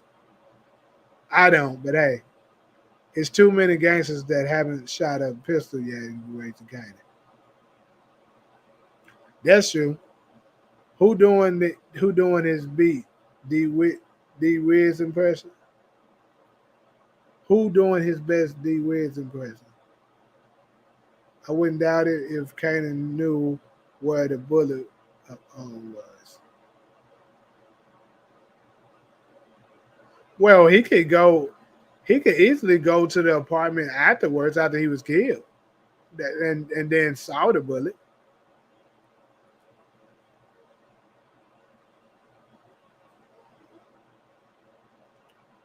Kanan has to get a car wash too. What happened? The reason why Kanan has to get a car wash? What happened? I'm confused. To think if Angela never caught the bullet in the wall, they probably wouldn't have gotten off scot-free. They probably would have gotten off. Yeah, but more than likely, for instance, in the real life, they would have caught that shit regardless. But yeah, you know how TV is. According to Kim alludes that Kanan and Breeze took out Ghost's dad, which I seriously doubt it, because Ghost would not hide from them. It could be just Breeze alone and not Kanan, though. Kanan lied to Ghost about Roller. He could have did the same thing because he was next in command. That's true.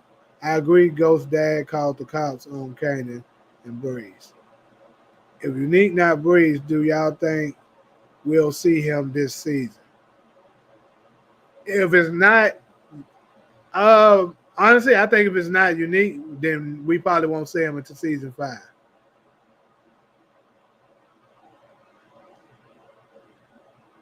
It's all a parallel. If Breeze and Kanan kills Ghost's dad and recruit him, then Ghost kills Breeze and Kanan. Recruit Sean and Roller. Now Tariq is friends with his dad enemies. Why would Ghost hide from Kanan and Breeze if they killed his pops? He works for them. It makes no sense. It makes more sense Ghost's dad got smoked by rivals of Breeze and Kanan. What do you mean hiding? What could have happened is he killed Breeze and then he left. I don't think he was hiding. Obviously, he wasn't hiding from Kanan. That's why I think the confusion could happen. I think after he took Breeze out, he left from that area because he couldn't bear himself to be over there anymore because he knew his father was killed due to something that he was kind of, responsible. He probably felt responsible for it, so he just never wanted to come back there. But I don't think Kanan was involved with it, especially if it turned out to be his dad, because that means, especially if Lulu turns out to be his dad, because he would not want to kill him because that's his uncle. But then again, Kanan ugly as hell, so you got to also remember that. He definitely just walked Damon into a dumb gunfight. Yeah, that was stupid as hell. I think in Origins, Ghost's dad will die a similar fashion to Raina in OG Power. Some rival niggas were looking for Ghost at his dad club. He hid, so the dad got smoked instead in front of him. That's a good one. That's a good point there, support. That could happen. And that would explain why, Ghost felt so guilty and stuff like that. And I'm pretty sure he must have hunted down whoever it was responsible, if it turned out like that. The car was just his growth in the game. Remember them saying he had one. Oh, okay. You talking about one of his things he did, one of his hustles. I got you. Basically, Unique told Damon, let's go in this warehouse, start shooting, and hope for the best. And David thought that was a good idea. Right. That's basically what it was. Doubtful, whatever, was Damon's first and last words from season 1 to now. Facts. They show his first and last words. That is wow.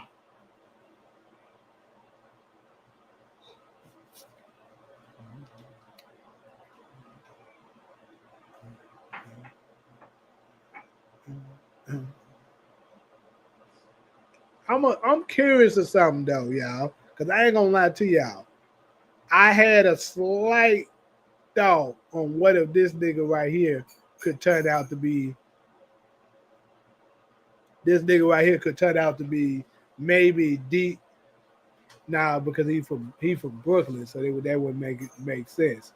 But I thought it was something about one of the dudes in season 1 that showed up and they never showed him again. And the dude I'm talking about is the dude that showed up in season 1 during the showcase. Remember the dude that was dressed in the red suit and he was like talking a lot of shit, and then and he was talking about Brooklyn, and then Lou told him, you're a long way from Brooklyn. Not everybody get back home safely. That nigga. And keep in mind, he was cool with Crown. And the only reason why I'm bringing this up, because keep in mind, Crown's real name was something Washington. So the key word is that his last name was Washington.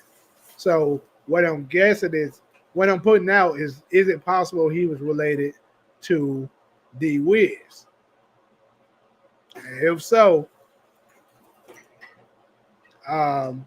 perhaps that dude was also related to that, because he was saying he knew Crown, so maybe him and Crown was related, and he could have been a Washington, and he turned out to be D Wiz's brother. But I just thought about it. D Wiz's brother probably wouldn't be from Brooklyn, so probably not. My ass was rambling right there, but hey, I just thought it's crazy they showed him one time and he didn't show back up. Y'all think Makai sound like 50? Slightly, but a younger version, which he would be.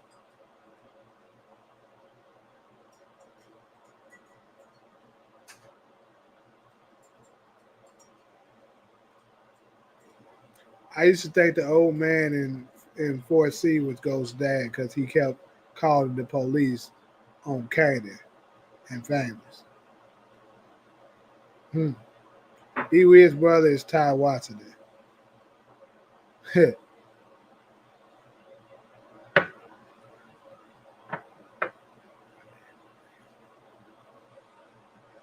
Whoever the gangster was were trying to extort him now. I mean, shoot, I can see Breeze trying to extort him. I don't see why in the world he wouldn't. The mind ain't his head. But like I said, Ghost asked him to change his mind, and he didn't.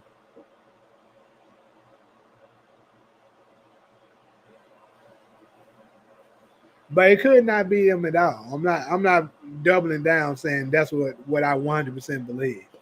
But I'm just making it for the people that believe that, you know, it could be. I can see how it could work. You feel me? I don't think it's 100% impossible for that to happen. Probably Zig's dad. Who is Zig's dad?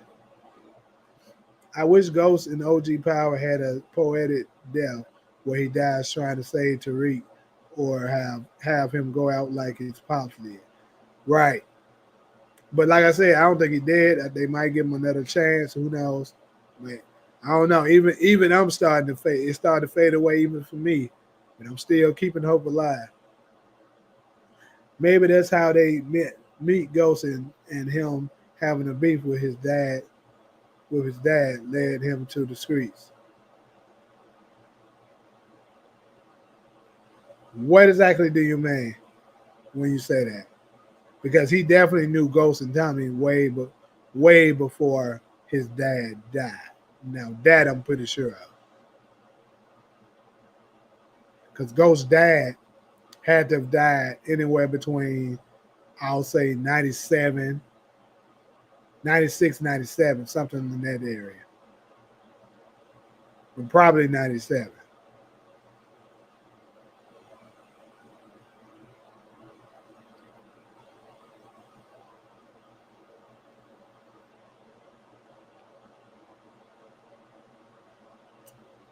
As far as that his name is Curtis, that has never been 100% confirmed.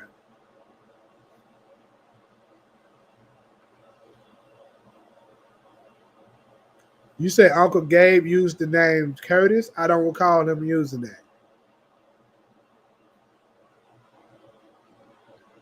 Now, if he did, that would change some stuff, but I'm pretty sure he never used it because that's something huge. I would have remembered that. I would have caught that, and I would have remembered that if he said that. Now, Courtney Kemp said his name is Curtis, but that's never been confirmed in the show. And a lot of things that Courtney Kemp has said has changed or has come out to not be true. Rock would think that Stefano had Andre Barnes smoked because he had intel on Stefano McCurdy.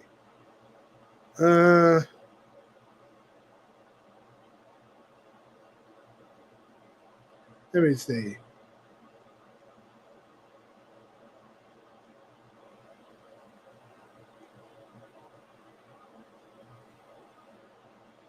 I don't know. I don't know how I see that, to be honest with you. Or what if Ghost wanted to kill his dad anyway?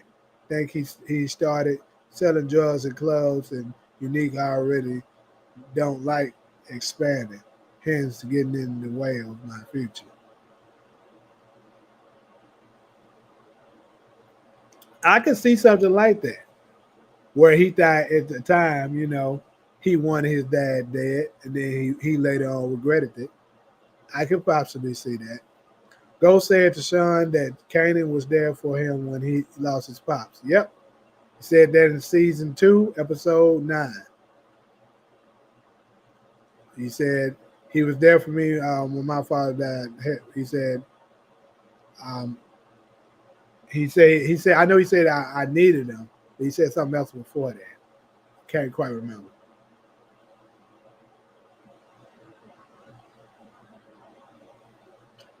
I'm saying, what if Kanan and Breeze was extorting Ghost's dad before they met Ghost?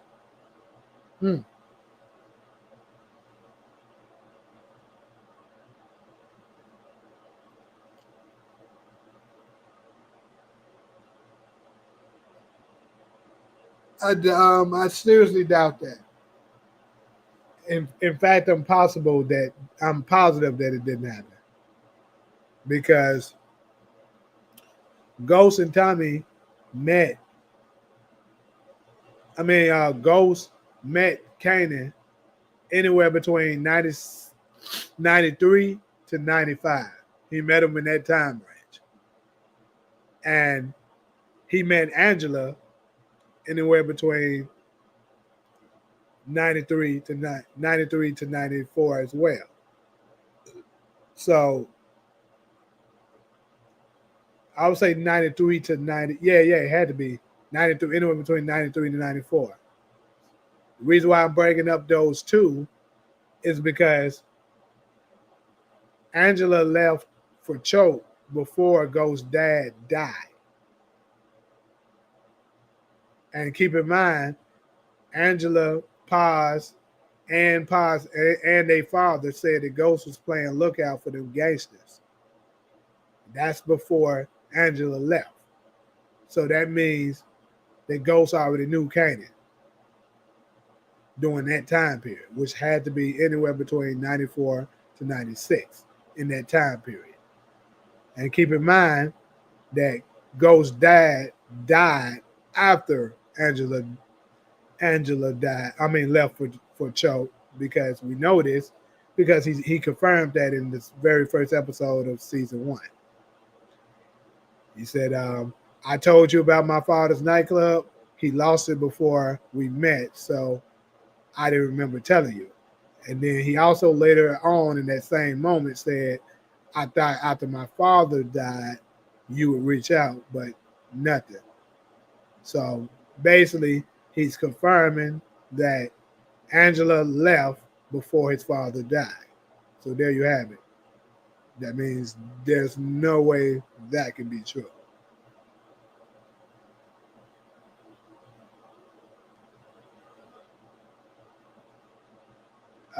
You said something's easy to pull up. What are you referring to? Let me see. You said, "Oh, you talking about?" I'm guessing you're referring to Uncle Gabe saying Curtis.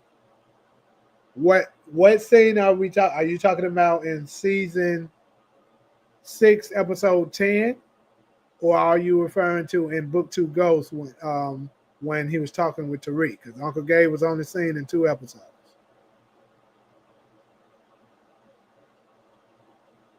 I'm pretty sure you're talking about episode 10 of the last season. But I'm pretty sure he just referred to him as your father. He never referred to him as Curtis. Is Ghost's dad name?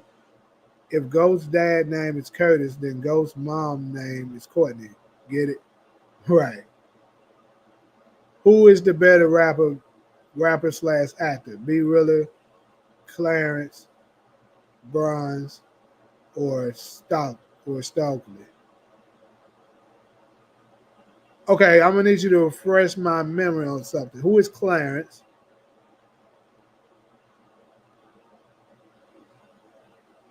I remember all these names sound familiar, but I can't identify who the hell they are. I know a Bronze and a Stokely. Tell me who these folks are real quick. My brain fried. It would explain their fear of her in book 1. They've seen her kill someone strapped to a chair before. I hope we see a recreation or parallel of that this season. But Jukebox pulls the trigger. Yeah, you talk about episode 10. Okay, I'll pull it up shortly, but I'm pretty sure he never said that.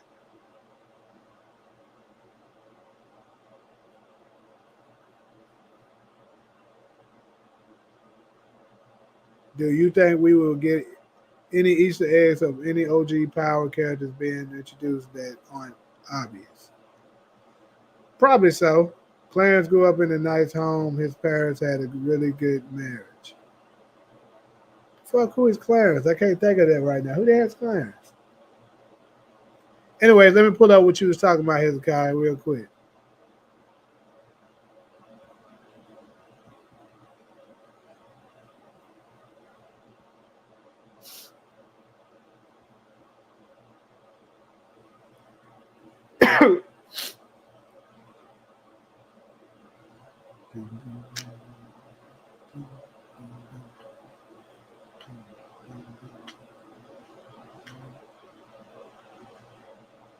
Friends in the street.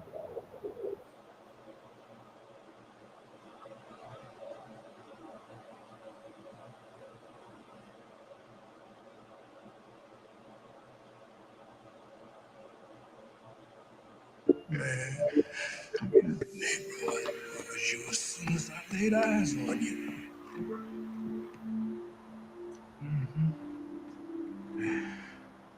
Where you been?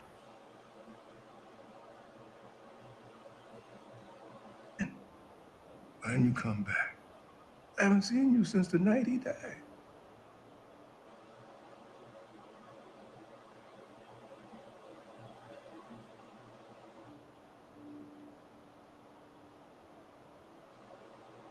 Trying to stop these copyrights. That's why I'm pausing for those of y'all that might be wondering why. I went to live with Tommy. Remember him, Uncle Gabe? Only white boy in the neighborhood, Tommy.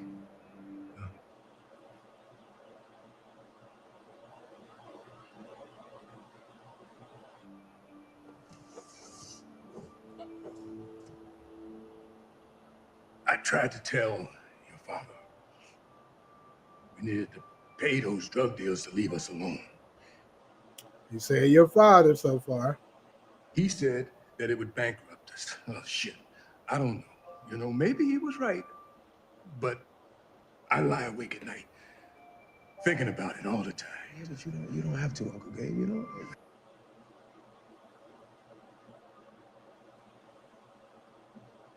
I got to know that you understand that I tried to tell him not to talk to the police. That those kids were bad news.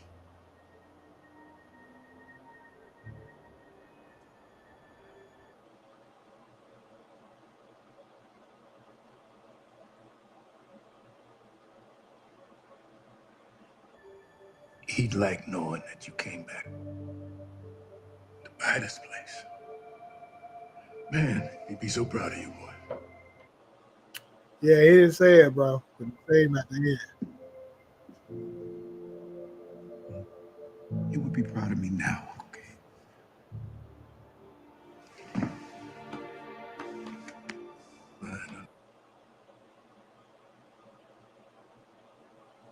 Listen, you listen to me. We make this place great. You hear me? Nothing can stop me. Can I? Yep. He ain't never said he ain't never referred to him as no Curtis. Like I said, I don't say in this show enough times, and my mind go foggy on certain stuff. Like if I ain't seen it in a while, but it'll be small stuff. If something that big, there's no way I would have missed that. So yeah, I knew he didn't ever call him Curtis.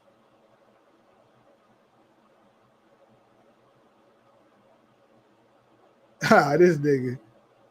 y'all English hell with that. Class with 8 Mile.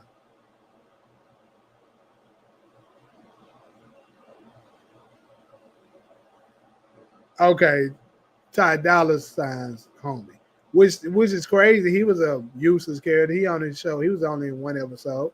I wonder if he gonna ever resurface.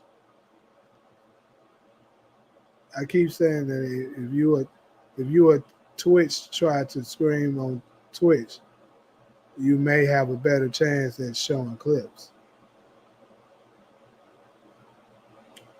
I don't have a Twitch, but maybe I'll maybe I'll create one.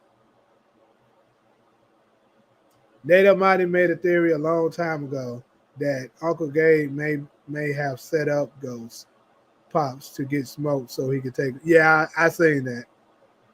Got another super chat. Appreciate you again, Namag. He said Clarence was running right hand man Ty Dolla Sign. So that's the Clarence she was referring to. Now, what about Bronze? Bronze. I know I remember Bronze too. Who the hell was Bronze? Oh yeah, that's what's it called, homie. I remember now. Now, who was the other one you said? Hold up. That was Dre, homie. Let me go back and look at all of them you said.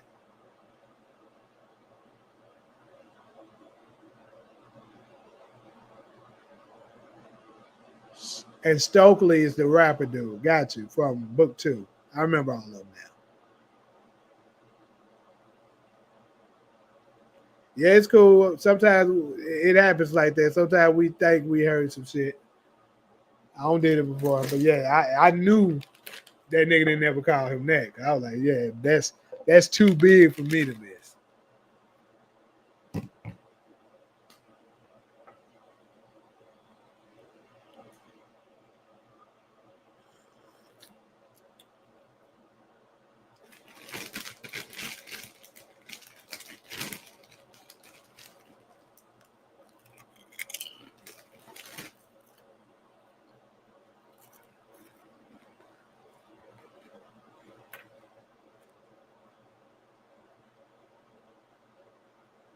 Oh yeah.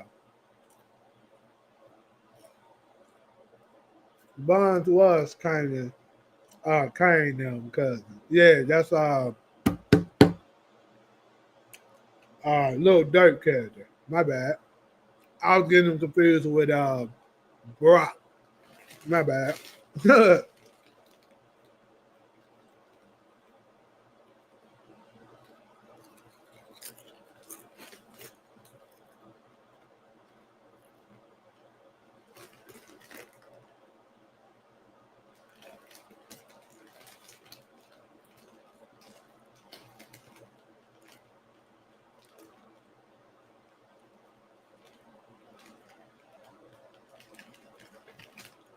So what's another eye-dropping key thing that happened this episode that we didn't address yet? Juke got her first body and she was happy about it. We ain't talked about this trailer yet though. Free King Kilo. King Kilo ain't doing shit. That nigga in jail for real. He in jail on the show and he in jail. The actor in jail for real. That nigga ain't cooked.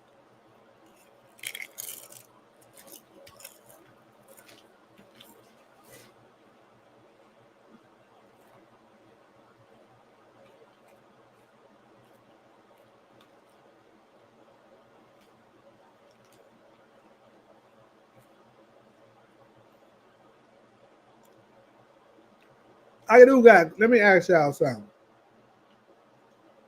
Let me see.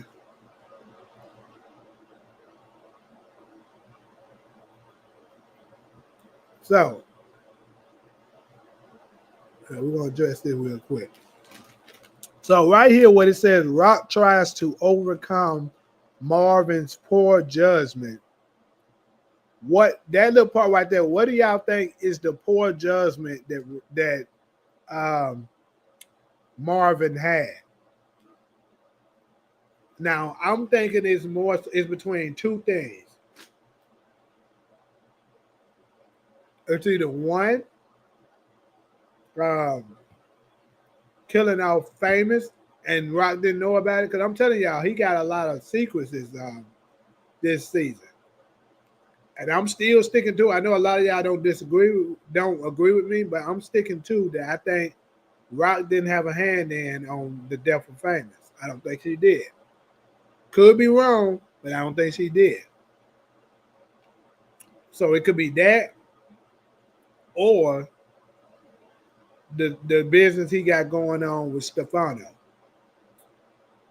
And I'm going to say this. I don't necessarily, because as you can see, Stefano wasn't really too upset about, Marvin killing Debunking like that. But he might end up messing up again by putting Early Tyler as the replacement. I think because you saw how they emphasized how Stefano was saying he's going to hold Marvin responsible for it. They didn't say that shit for no reason. So my thing is this thing with Early Tyler the mess up that Marvin did that they're referring to? Because if so, whatever this fuck up is, it's gonna come. It has to happen next. This is coming episode, because they're saying here for episode 6 that Rock was trying to overcome it. Kind of makes you think it's the Famous kill, because I believe they're gonna reveal that next episode. Episode 5, mid-season finale. They're gonna reveal that Famous is dead, and they're gonna reveal that it was Marvin who took him out. Rock gonna find out about it, and she's gonna help him cover it up because it's gonna look bad on her behalf, and she ain't gonna want to start nothing, so it's gonna be in her best interest to cover it up. Or it could very well turn out to be something dealing with the Early Tyler situation. Like maybe Early Tyler dies episode 5, and then now he's not available to do a major job for Stefano. And now Stefano is going to be coming from Marvin, which makes, Marvin's business, Rock's business. Now she got to defend herself against Stefano and Unique. So what y'all think?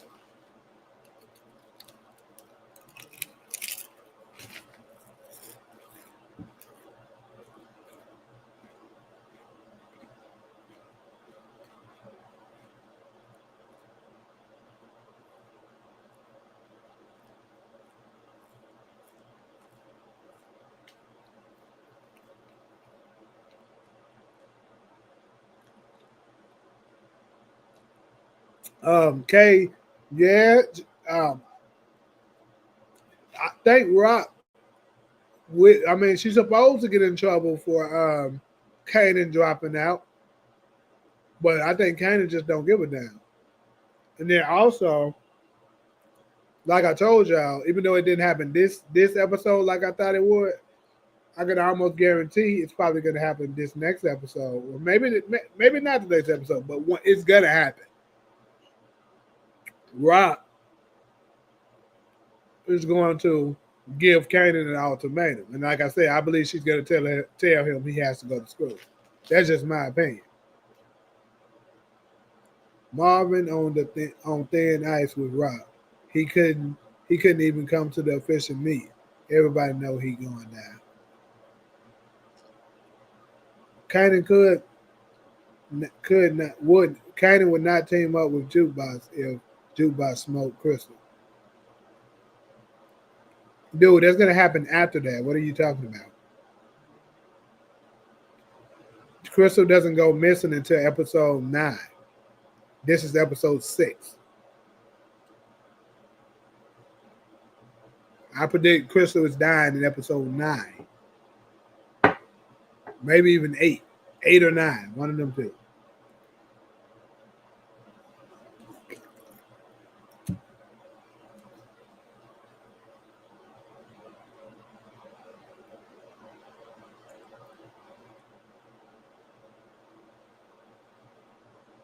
Stefano not telling on Marvin in his back pocket.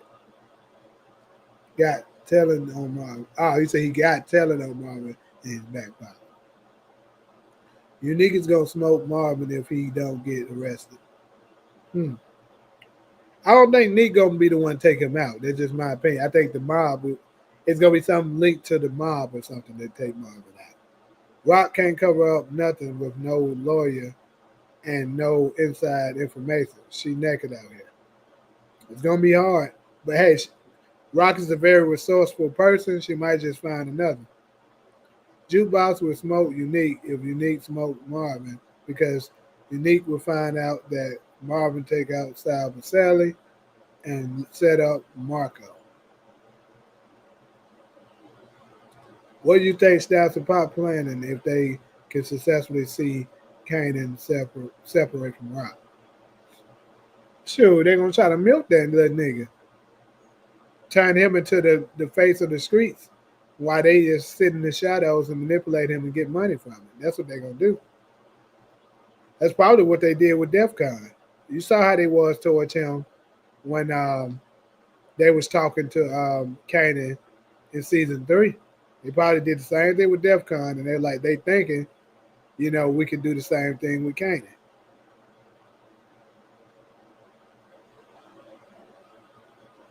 Why Lulu beats so ass? You think he's beats ass? Yeah, Crystal goes missing in episode 9. There you go.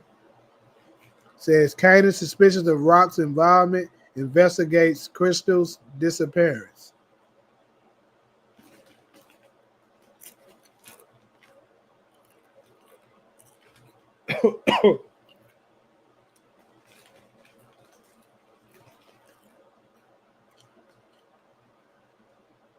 Snapping Pops definitely ugly as hell. And we ain't even seen them kill nobody yet. You just know they ugly as hell.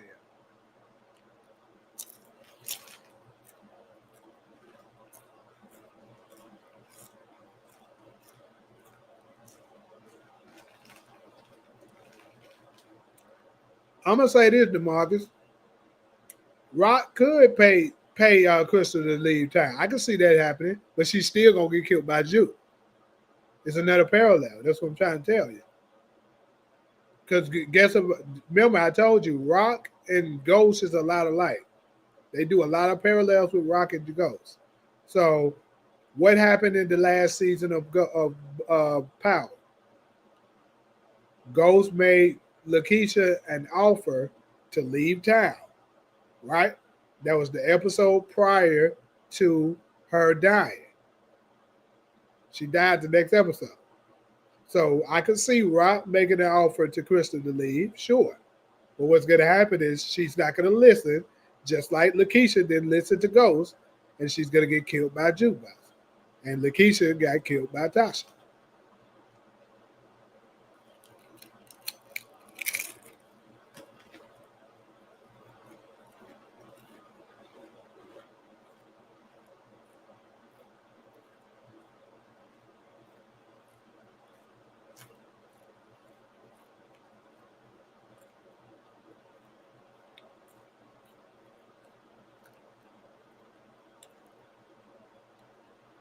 Kay, that's not true.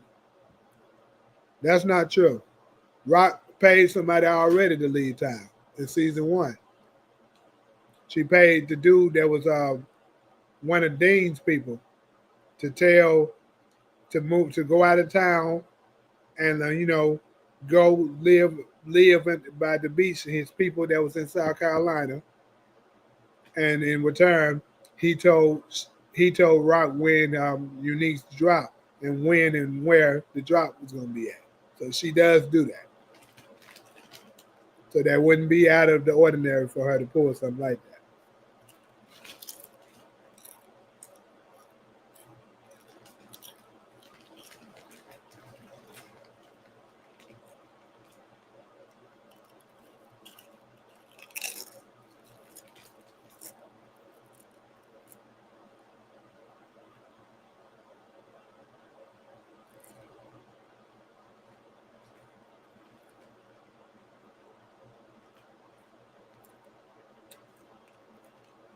What's Kwame Brown? What are you talking about? Why you on my nigga Kwame like that?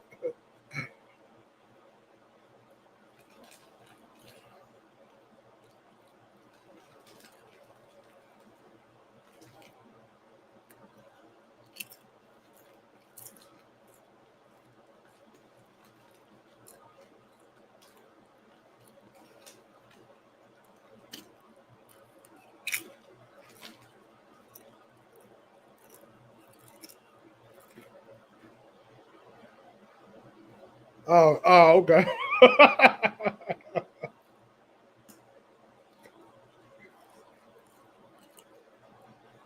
So hold up. So you saying the beat to 411 wasn't smacking?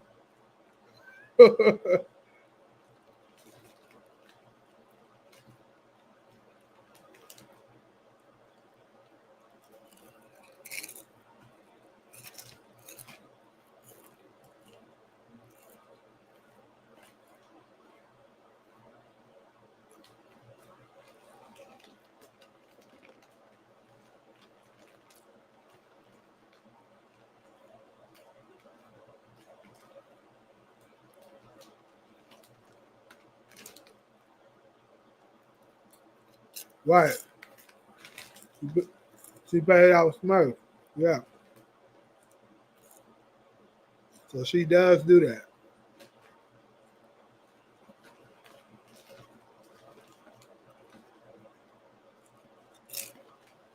Yeah, she paid out famous. Yeah. She didn't pay him to leave, but she paid him to shut up. So paying folks off to do certain stuff, that's up her alley.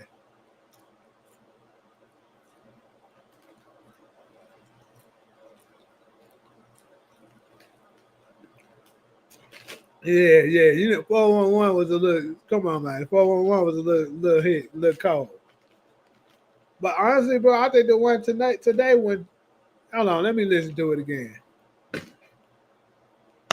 I thought that jump was hitting a little bit. Doom, doom, doom, doom, doom. It goes without saying. If I play it though, they're gonna hit me with copyright. So they over here hating on my nigga B Rilla songs again. Now they hating on my nigga Lulu Beats.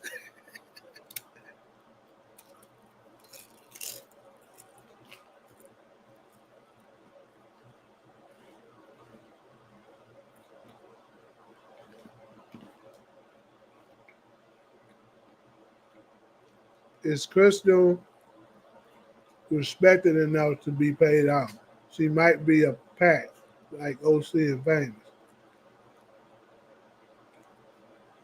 Yeah, it's not that she's respected enough to get paid out. I think Rock don't want to do another thing to potentially tarnish her relationship with Kanan. She knows that Kanan cares about her, so she wouldn't kill him. See, I think Rock, like I keep telling you, I know I'm sounding like a broken record a little bit now, but I keep telling y'all, Rock and Ghost is very similar, except Ghost is the masculine version of it. That's it. I don't think Rock would kill anybody that Kanan loved. Well, no, I take that back because she did it already. I gotta take that back. I almost said something that was blasphemy. She did that shit already. I forgot Rock English hair.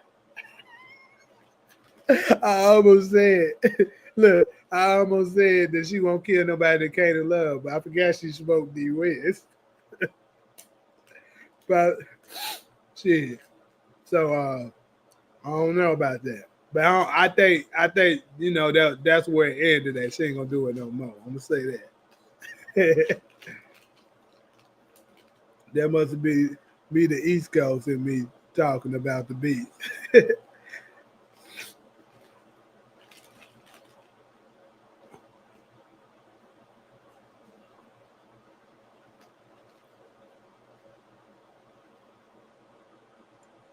If she got to skip town, he never gonna see her again anyway. She might as well smoke her.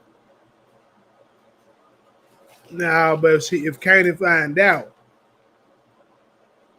you know what I'm saying? Kanan might just get mad enough to kill her. Similar to Tommy. The reason why Tommy didn't want to kill Holly. He knew what Holly meant to him. So he just sent her out of town. And Tommy found out about that, he'll be mad, but he ain't gonna be so mad that he want to kill her. Because at least she's still alive.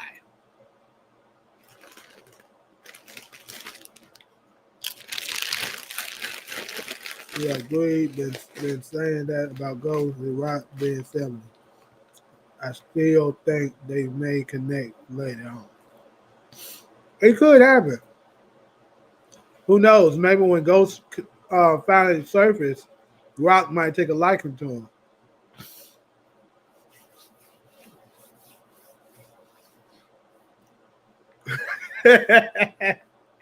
Hey, I said I almost said some blasphemy shit.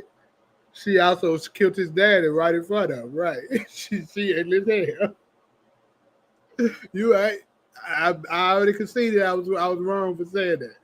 That's why I couldn't even get my whole sentence out because I caught it in the middle of it. I said, hold up, nigga, you wrong saying that shit. You must forgot that's the devil's south side.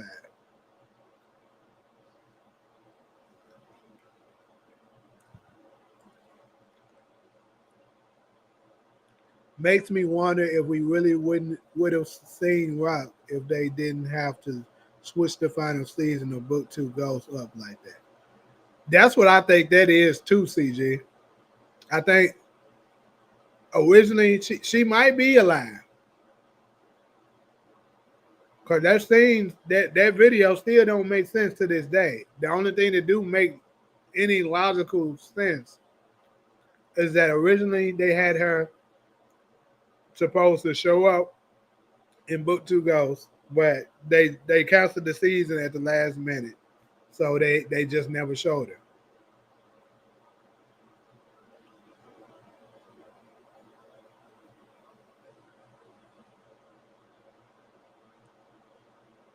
Rock could have been the influence for him faking his disappearance.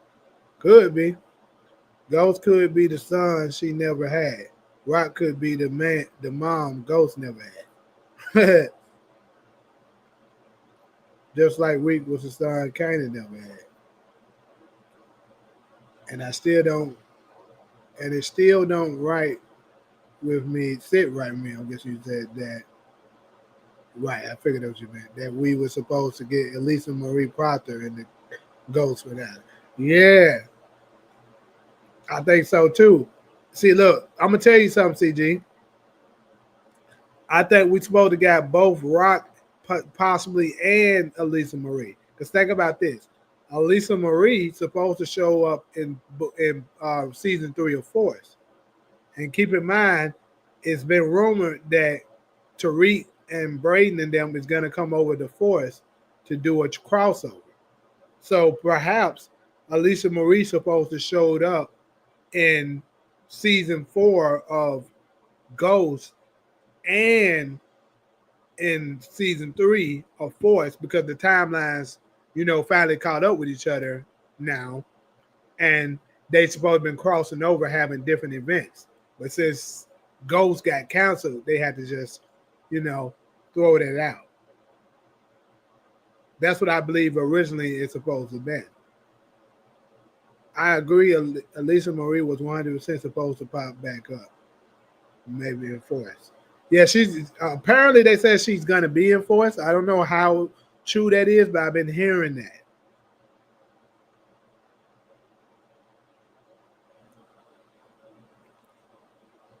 They paid Mary J too much. Book 2 should still be on. Yeah, because 400K, like that's pretty crazy. I mean, they could have maybe gave her 200. You gave her 200 instead of 4K. Let's see how much money they would have saved. Shit, they would have saved $800,000. Shit, that's basically almost $1 million.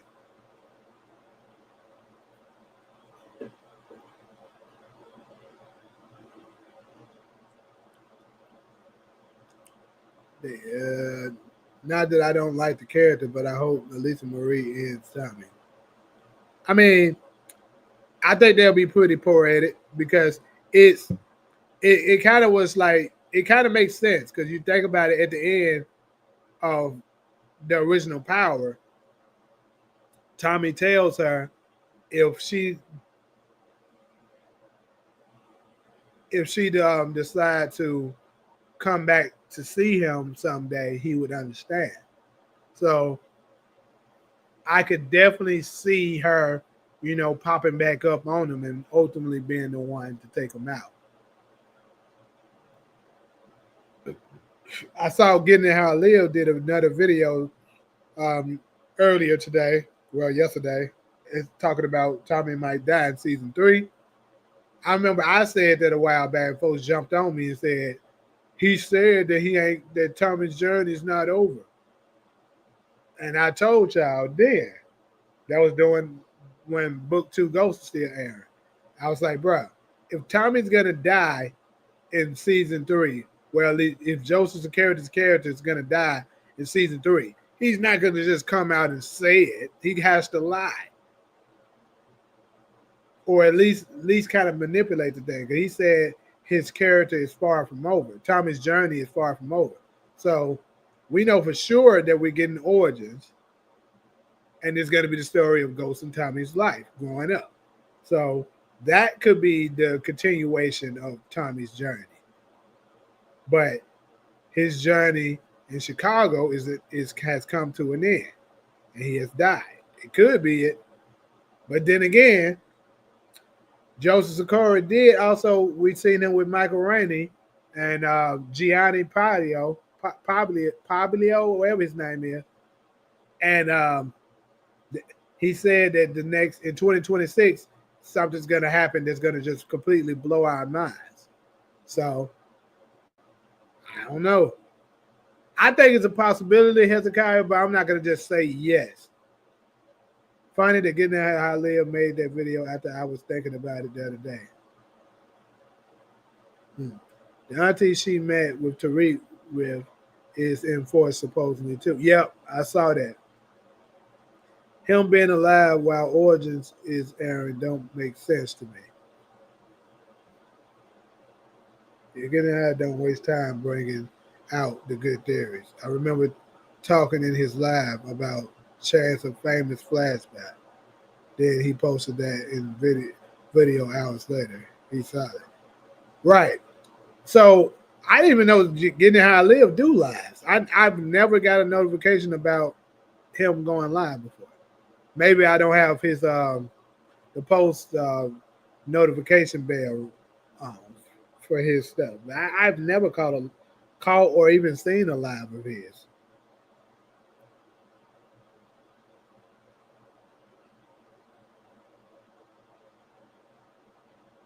Oh, got it. You said this live. I misread that. My bad. Okay. I show like I ain't never seen that nigga go live.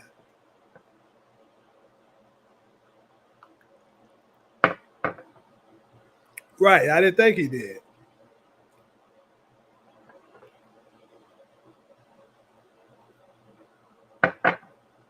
Be honest with you, getting how I live, he seemed like a nigga that won't go live. He just, chill. He just make his videos and smoke weed and do whatever, he else he do. Like, he said Unique is his favorite character, and he believed that, Unique is Breeze. Getting how I live seemed like he a Breeze type nigga of the power content creators. The nigga just stay in the shadows. He ain't gonna never go live. You ain't gonna know what that nigga look like. And he probably never gonna show what he look like.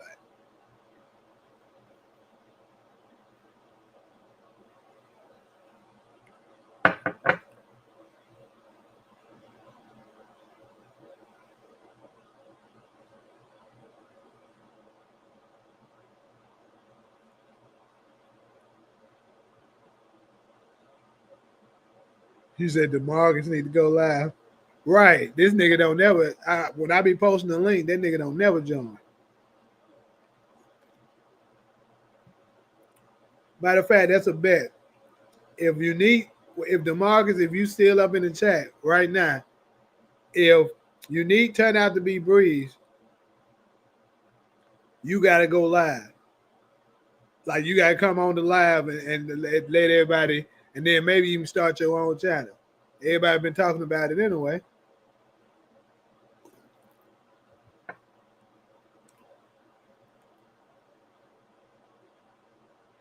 I was hoping that shit too, Hezekiah, but the nigga never did.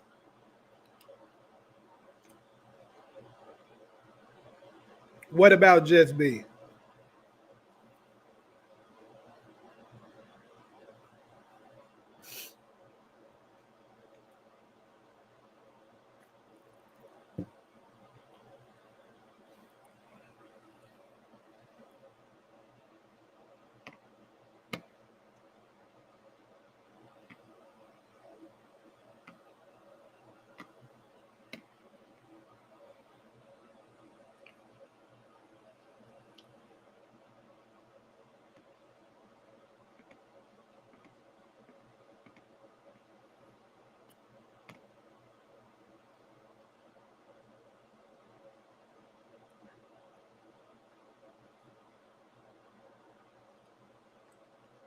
What do you think about the theory of Famous being in the cell with Kane and OG Power? I was actually hoping they ran with that. I 100% don't think that's true.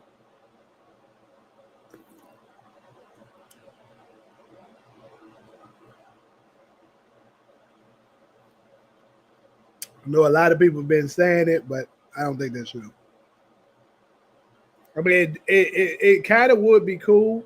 They connected that, but like I said, with them not knowing that they were going to do a spinoff and stuff like that, I think that dude would just so happen to be a cellmate that they gave him, and that was just that.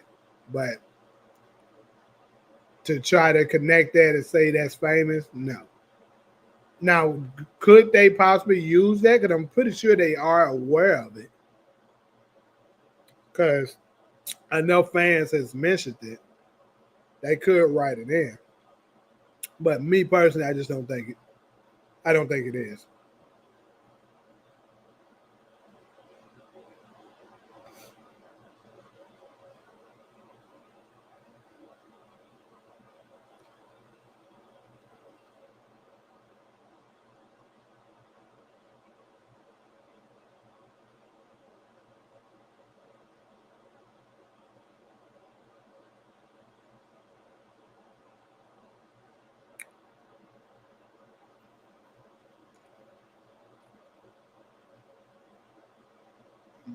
Shit.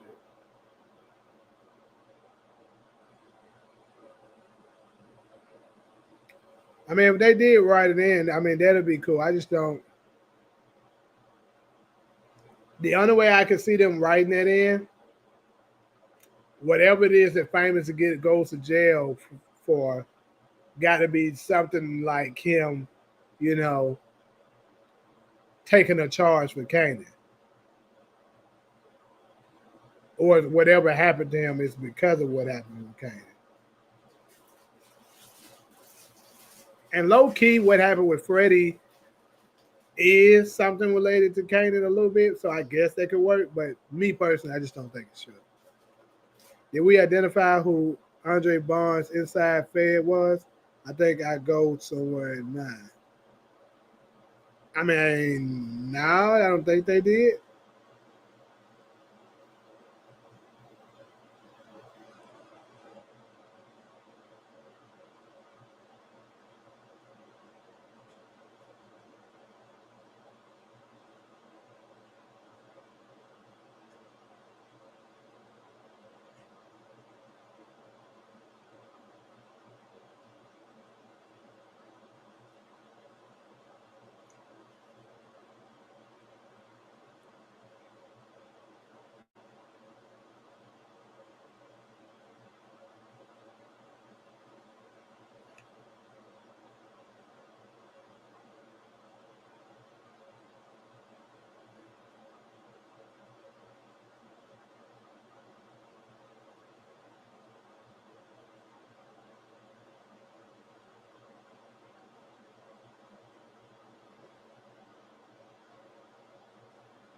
You think his inside man is Agent Tanner?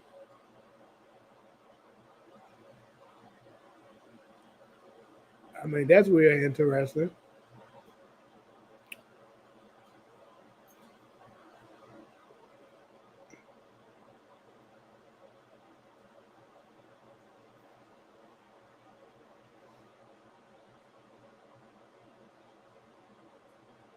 Go back to season 3 when he pulls Rock in for questioning.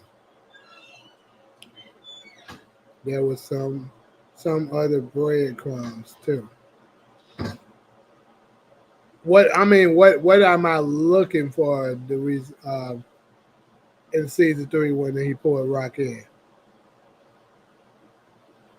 The pop music manager girl remind me of the girl Braden was scrolling at his family farm. Kind of did tell Buscemi he had a hit coming. But yeah, Tanner the only Fed that was in close quarters with Andre.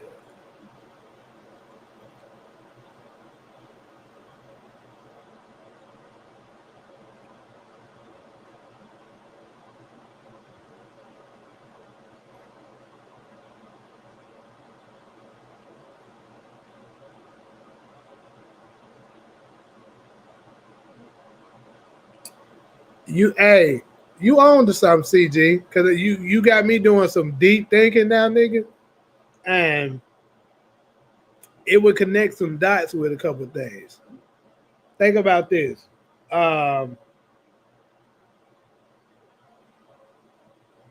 They was questioning Famous about,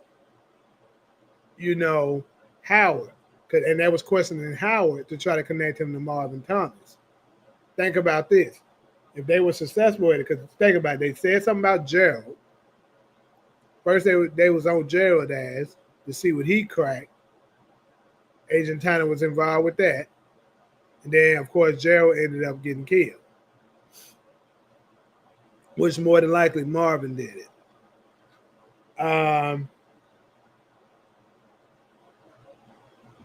Then Famous got pulled in. They was also trying to get him to rat on Howard, which is also connecting them to Marvin. So if he did, Tanner would have been the one to tell Andre. And then Andre obviously would tell, tell Rock Marvin. And then that would be what would put Famous in danger. You just helped me connect some dots on some things that I was curious of.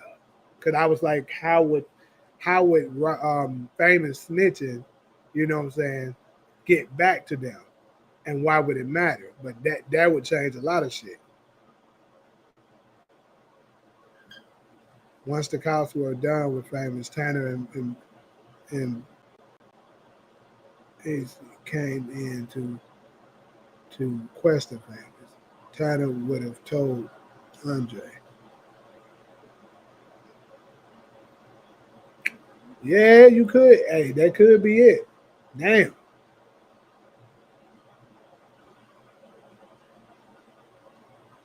So Tanner was the mole.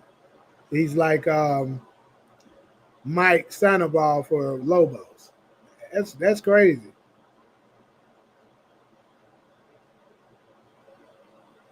What if the pop manager and girlfriend are interested in Lou to get close to the family and snitch? Seems like she came out of nowhere. She did come out of nowhere, no doubt. Um, Let me see, have we seen something like that before?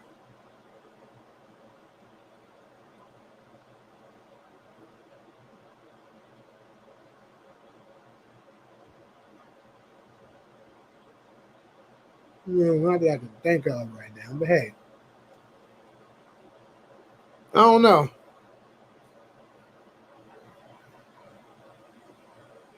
I think what I think is probably could be it is that she was sent to Lou to control Lou so that they can rip him off. Now that's something that, Jewish motherfuckers do all the time. They probably sent her in to him to get, because we got confirmation through the trailer already that they will become a thing. So we know that. And then they get her to smooth it in, get Lou, trick him into like, yeah, this contract is this, it's that. And then, since Andre is not around to look at the contracts for him, he just gonna trust her and sign it, and then he gonna sign into a bad deal. That's what I can see her being in place for. Yeah, she gonna butter him up to get him to sign a bad deal, and it could end up messing him and B really over.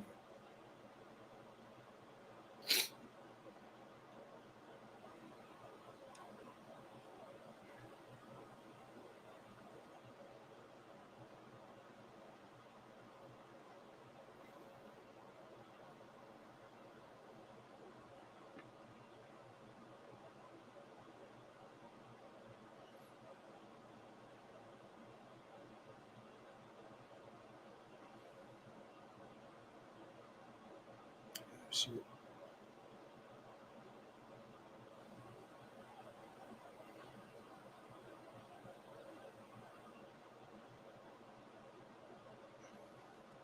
That motherfucker open now.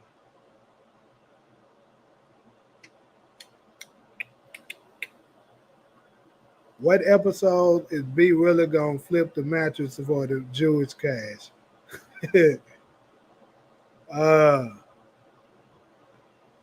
I mean, I don't know what episode it's gonna be, but that shit definitely gonna happen. He gonna try to do it. I'm gonna tell you this: whatever episode Lou makes B Rilla get his own apartment, that's gonna be the episode. So I can't give you a definite episode, but just remember I said this. Whenever you see that nigga B Rilla leave Lulu's apartment, that's when he gonna do it. Because they already gave you the Easter egg today. They told you that B Rilla didn't want to leave his place because he said whenever he by himself, he starts to mess up. So basically what he was saying is that, if he ends up living by himself, he's gonna start going back to all his bad habits, like robbing people, pushing drugs, etc. So eventually, I can see Lou maybe telling him, you can go and get your own spot, or maybe he just tell him maybe that Imani girl want to get some alone time with him, and he asks B willing to go somewhere, for the night or whatever, and then the nigga mess up that night. But it's gonna be something like that. I can guarantee you that. Lou getting fucked in the music game is why he goes back to the streets. I agree with that, Buckets. I think that's what they talking about. Um, Hold on, what episode did they have that on? Is it this one? Yep, episode 9. I think that's what they're talking about. He said, when it says Lou embraces his new path is gonna be back to the motherfucking streets. Or it could be Ghost show up. Hey, I'm reaching, I'm sure, but I'm just saying. So does that mean Lou's new love interest is the reason B really about to fuck up? I think so. Yep. Because she's gonna get in the way of them. Because right now Lou is like his big brother, that's kind of mentoring him and keeping him out of trouble. But the moment he don't have that, that guidance around him, he gonna mess up.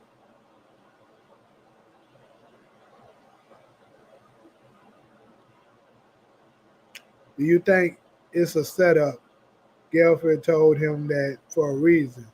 He already tired of B Rilla. This could be the way to get away with smoking B Rilla for entering his home or having him arrested again. I'll say no. I don't think it's a setup. The reason why is because it just doesn't make sense for him to set him up to have him killed or arrested when he's the one who paid to get him out of jail in the first place. If he wanted him arrested or gone, he just would have left him in jail. The whole point was he was trying to get, Lou on his side. Or I'm gonna give you a little grace with that. Let's say that is the case, but he knew Lou wouldn't agree to sign with them unless that he got B Rilla out. So he said, okay, I'm gonna get him out temporarily, but I'm gonna set up a trap to get him back out of the way. And that way Lou is already signed on to me. That could be the case. It's gonna be some foul ass shit, but hey, that could be it, my boy.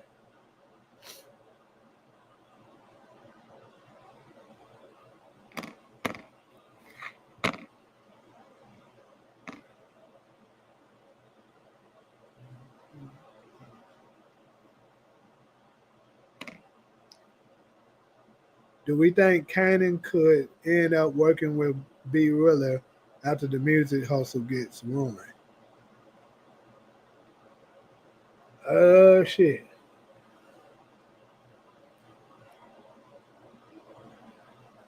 I'm gonna say this, and this for all the B Rilla is Breeze fans. I think we should pay close attention to how close Kanan and B Rilla are getting. Right now, we just merely got an introduction. Nothing too serious. They just had exchanged a few words, and that's it. But me personally, still find it very ironic, and it's kind of, crazy that we still have yet to have a scene with Unique and Kanan. That shit's not done for no reason. I mean, we now have 34 episodes and not one episode with Kanan and Unique yet. As a scene, speaking to each other. The closest we got was episode 210 when Unique was coming out of the house, Rock House, and Kanan was pulling up. But they didn't exchange any words. They may have looked at each other. That's it.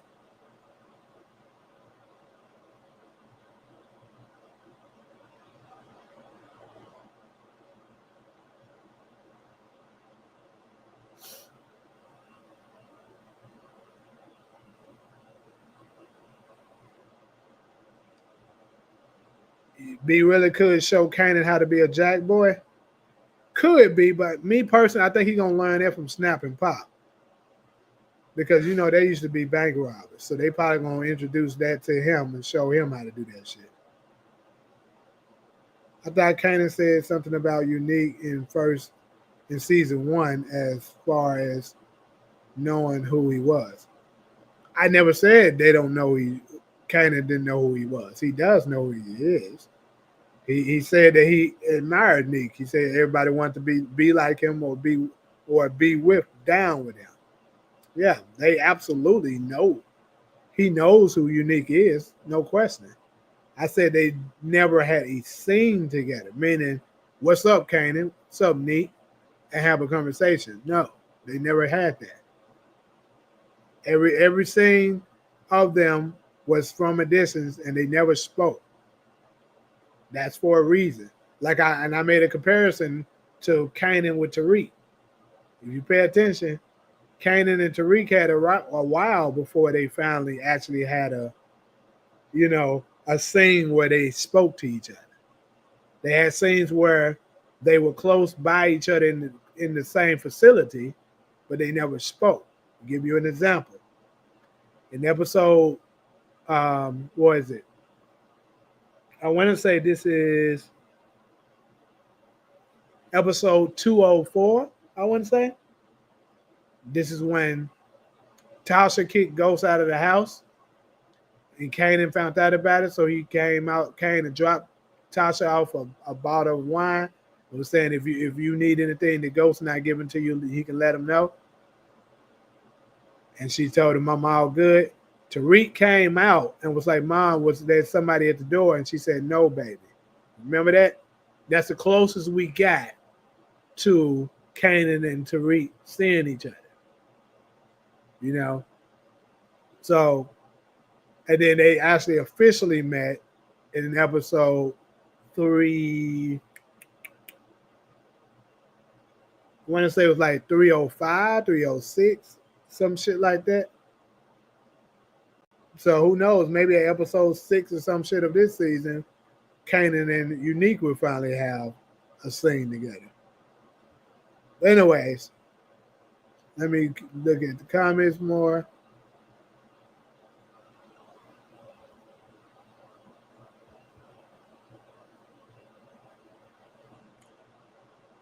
Yeah, they vibe well already.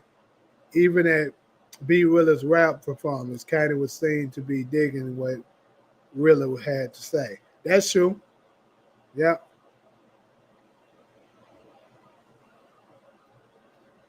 I do think Kanan and B Rilla will hit licks together. I mean, I'm not putting it out of I'm not saying that's out of the realm of possibility. I think that is possible. But I just think as far as Robin and stuff like that, I just think Snap and Pop probably introduced him to it. Kanan seemed like he did home invasion and armed robberies. Yep. But like I said, if you do start to see B Rilla and Kanan getting really close, there might be something we need to look at.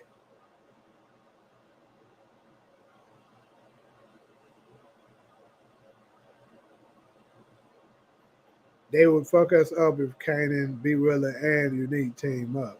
They already hinting at him separating from Rob. That'll be it. Yeah. Also, one of B Rilla was talking about your hear the wind when I'm creeping in a gaze. Could introduce Kanan today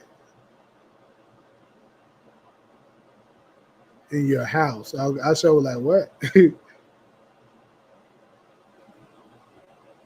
We're about to be 5 episodes in, still haven't seen them 2 on screen. Yeah, that's what I'm saying. And you can't tell me it's not a reason. They purposely did this.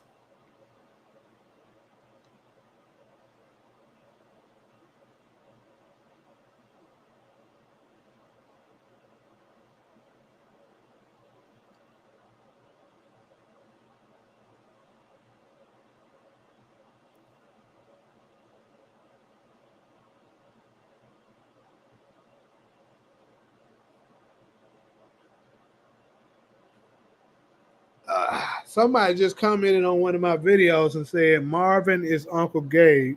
There's a Rico case coming in season 5 of Raising Kanan where the Thomas family is going to have to make a change. I can see the Rico, absolutely. Now, as far as Marvin being Uncle Gabe, I don't know. I mean, initially, like a year and something ago, I kind of thought that. But I don't know.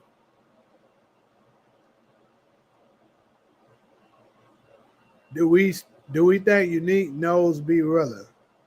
Seems like he would fit in with his current agenda.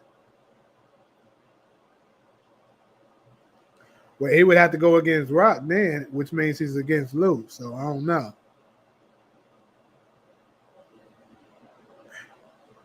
B Rilla, Unique, Kanan, and E-Town would be, that would be some ugly ass niggas. You ain't never lied. Those would be some ugly ass niggas. A bunch of bodies gonna be just dropping.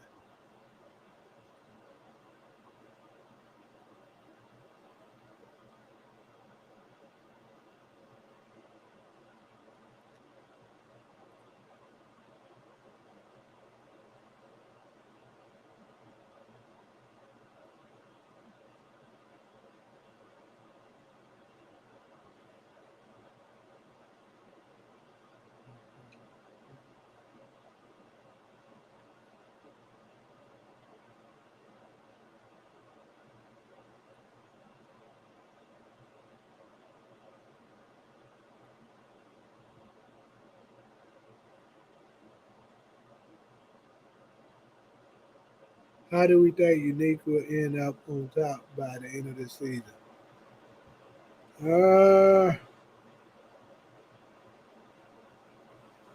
I, I now don't think Rock will die this season. So only way I could see that possibly happening with Unique being on top is he's gonna have to force Rock out. Some kind of way Rock is gonna be forced out of the game. That's the only way I can see it happening. But this is how I think it's good. I'm gonna go ahead and give you. I was gonna make a video on it, but hey, y'all that's on this live, you get to hear it first. So congratulations, niggas. But this is what I think is gonna play out this season. We are currently in the year 1993, right? We know in 1993 that one of the big crime bosses, which is turns out is going to be Stefano, is going to get hit with a huge RICO, and then all of the crime bosses are going to get a ticket. They're going to go to Whitset and get tickets to Arizona, right? We know this from the original Power. They said this. So keep in mind that Rock is working with Stefano. So she's going to also be tied up. I feel that. So what I think is going to happen is Marvin is going to get killed by the mob. That's what's going to happen. Stefano is going to do something to kill Marvin. After Stefano gets killed, after Stefano gets Marvin killed, Rock is going to be pissed and, of course, hurt, but she's going to know that she's not going to be able to defeat Stefano because she don't have the manpower. But what she does have is that get out of jail free card. So she could cooperate with the feds, snitch on him, and make the RICO happen, send Stefano to jail so that she can get out of the game. Because I think that's going to be the last straw for her. Kanan being in the wind, she not being able to, control him. Her brother dead, her mom dead, and she's going to want out. So I think she's going to take that deal to get Stefano out of the way, lock him up, and she's going to go into federal custody. So that's what's going to happen. So that will give us the end of Rock, but she'll still be alive. Marvin will be dead, and Lou will stay in the game. That's what I think happens.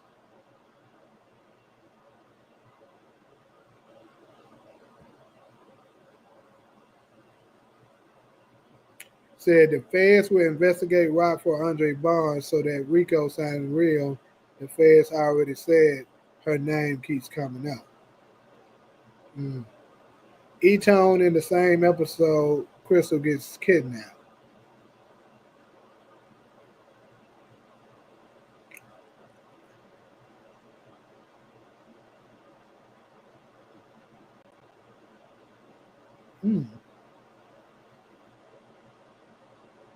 How do we think Unique will end up on top? But I read that already. Ethan was Rock about to become a supplier. Rock was promoting season 5. She ain't going nowhere. She can promote it and not, and that don't mean nothing, bro. That that literally don't mean anything. Think about this. If she dies or goes to jail this season, and they already announced that season 5 is coming, why the hell would they not have the biggest actor not promoting the show? Think about this. If the biggest actor is not promoting the show, the fans are going to automatically know she dies if she's not promoting season 5 at all. And all the rest of the actors are. So to eliminate that, they tell her, hey, still promote it.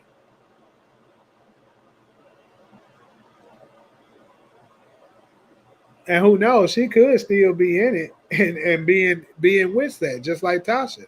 Tasha was in with that and still part of the show. So that don't mean anything. Like I said, I didn't say she's gonna go away and then this the end of her. I just think it's gonna be the end of her being in the game. She's gonna be on the run her whole life, trying to hide from the mob.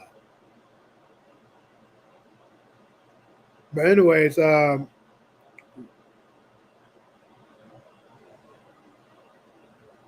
Badman Sully in it. Who is Badman Sully? It's 1994 now. Rock said Kanan ain't been. It's 93, bro. Do not. I'm not even about to go back and forth with you about that. If you don't know it's 93, that's you. Yeah, I don't watch Top Boy, so that's the reason why I didn't know what you was talking about. That get out of jail card is off the table, guy. How was the get out of jail card off the table? Because the lawyer dead? She probably still can find a way to get that shit done. If Lou stay in the game, how does he become Ghost's dad? His ass gonna get out once he find out about Ghost. That's what it's gonna be. It's gonna be like a parallel. Lou gonna be trying to get out because of what the game comes with, and you remember what you do. It reflects your family. So he gonna be struggling with the same thing that Ghost was struggling with. He was supposed to have been out of the game too, but he kept having to get back in because of his past. So the same thing is gonna be happening. And then Tariq was telling Ghost, so the game's not wasn't too good for you, but it's too good for me, or something like that. It was good enough for you. So that's how Ghost is gonna be looking at it when it comes to his father.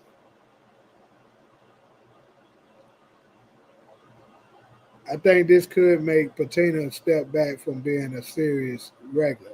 Yeah, exactly. Because I keep saying it, I've been saying this since season 2.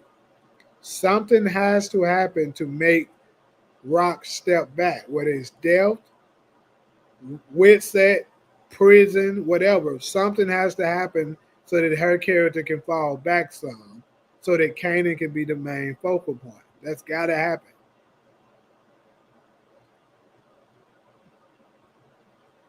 No, that's what I'm saying. She could go to jail. I don't think she would die. Oh, okay, yeah, that's what I was saying. She's gonna go to Witset or something. I don't think that many people would watch if she dies in season 4. I don't know if I'll say that. I don't think she's that big of a character. Tasha ain't worth a damn. I think I think the get out of jail card is still on the table. Tanner would just have to approach her directly under the table. Exactly. That's what I think too. Like it's not like, the feds don't know how to reach her.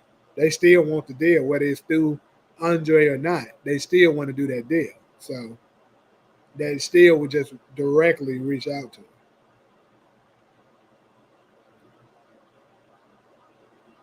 Who gonna become a snitch? Or did you mean she? If you talking about Rock, we all know snitching ain't above her.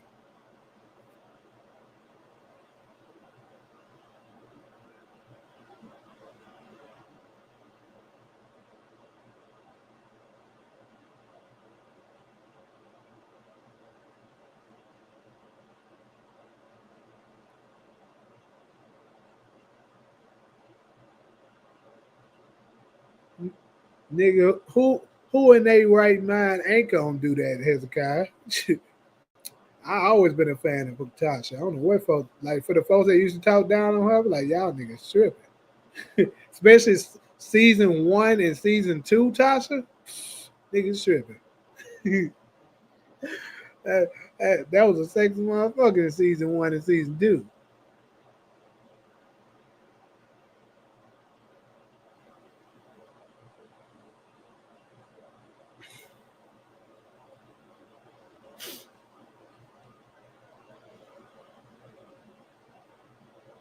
Hold on. Oh, you talking about Lou would be a snitch? Yeah. I mean, yeah. If to try to prevent his son from going out that path, perhaps. Yeah, he would be a snitch.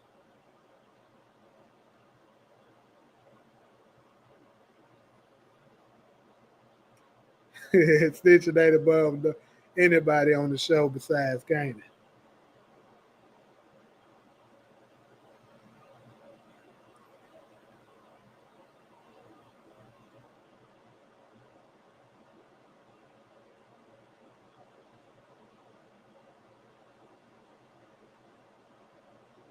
I mean, I think it depends on what y'all consider snitching. Because because some of the stuff that people consider snitching, if that's the case, everybody is snitch.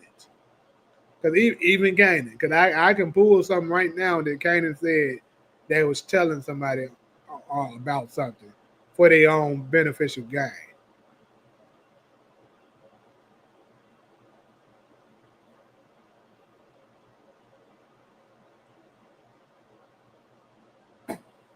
To me, when it comes to snitching, you don't supposed to be telling them to get nobody involved, messed up with no damn police, or you snitching on somebody to get arrested that you know would lead to them getting arrested or getting them effed over.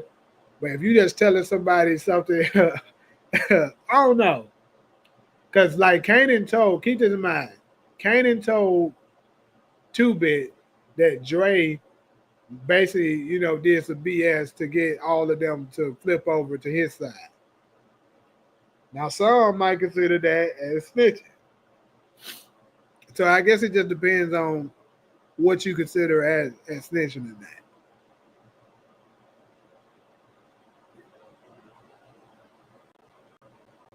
Yep. Tommy almost ran on Ghost in court too. That's so the truth. He was telling Prop that he wanted to tell him something. Yeah, now as far as telling exactly, that's what I'm saying. Talking as far as talking to the cops. Now, if you talking to the police, telling them stuff, now that's different. That's a straight up rat.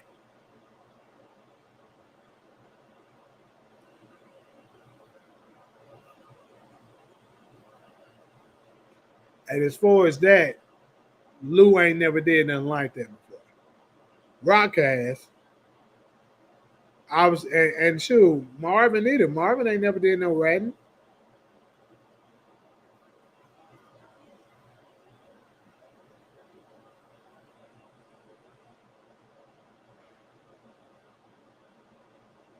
Hey, CG, you know he got his millions. They gonna go back and tell him.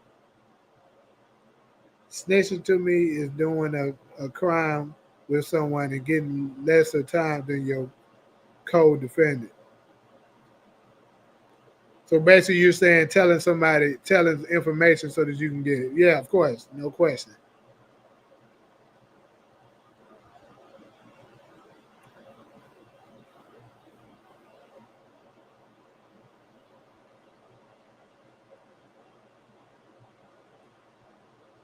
So since we on this snitching topic, so what do y'all think of what Teresi said in the original Power? He said snitching is only when you telling on somebody that you should be loyal to. So, but if you snitch on somebody for your own, now he said a rat. It's only when you're snitching on somebody that you should be loyal to. But when you're doing it to somebody for your own financial gain, then that's just business. Cap, facts of cap. Of course, Teresi was a rat. But I'm just saying, because you know what? According to his own standards, he's not. I'm gonna say that because he didn't ever snitch on Tommy. He didn't snitch on Tommy. He snitched on Ghost, but he didn't snitch on Tommy. Italians always got some loopholes in snitching. Right. Payne said cap. Why is they cap? Yeah, minor. Plenty of other hidden gems we can discuss in future lives.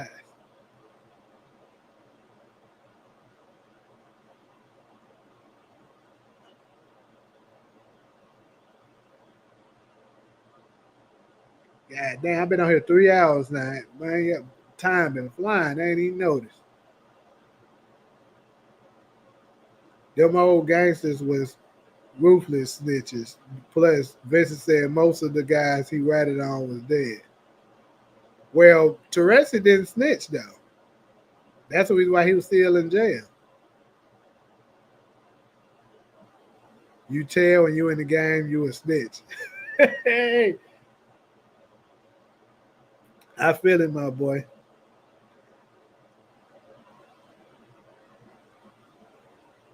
Mm. But yeah, just letting y'all know though, because I ain't gonna be on here too much longer. But Buckets, Hezekiah, definitely gonna be doing the live Sunday as well. And I'm gonna have some of y'all come on the panel again. So if y'all interested, for sure, just hit me. I'm gonna send y'all the link so we can all I'm gonna have a couple of topics and stuff already ready for us. Get that jet jumping.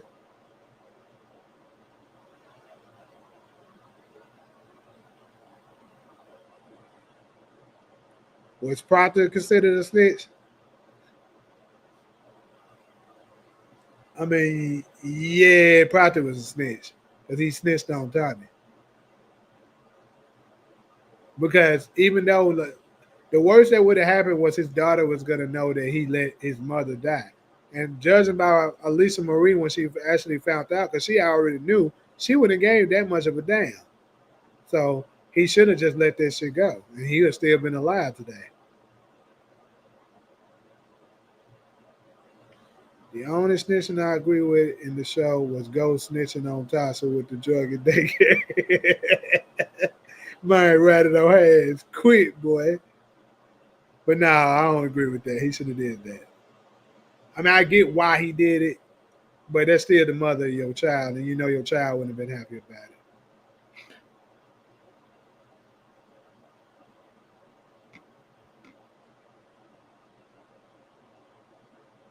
And your little drug and daycare, that shit go up in smoke.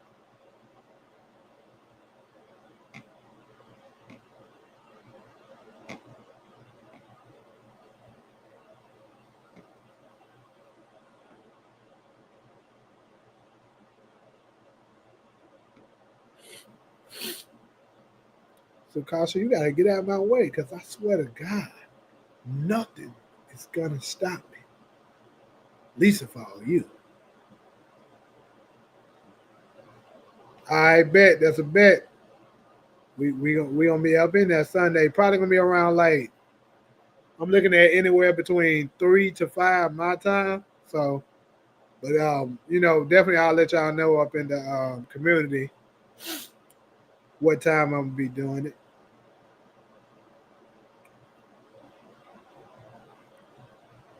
No, when we got out, Vincent knew he ran it. He was serving a life sentence. Right.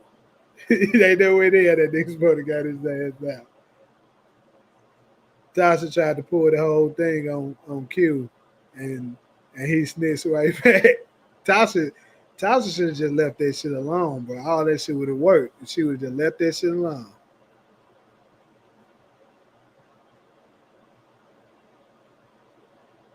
He was thinking about the safety of the kids, but I mean, shoot, that's still his mother, the mother of his kids. He just used the Uno reverse card.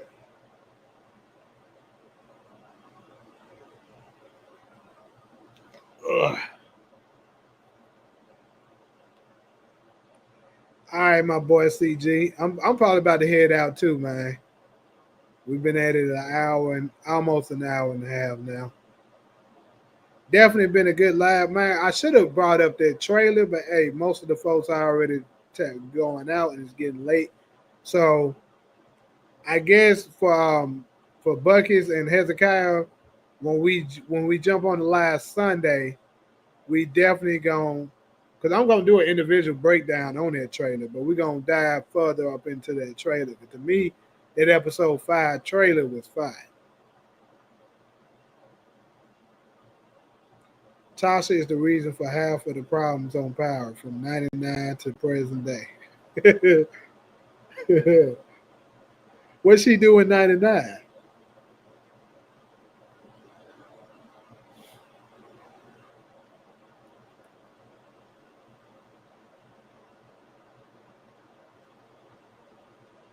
I don't even think she knew Ghost in '99. That's crazy.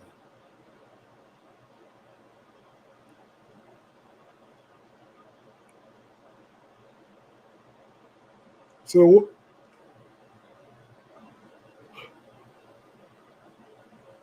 I think Kanan went to jail in 2002. And she didn't send him to jail. Ghost sent him to jail. She was trying to kill that nigga. Yeah, I think it's only up from here, man. They turned it up a notch this episode.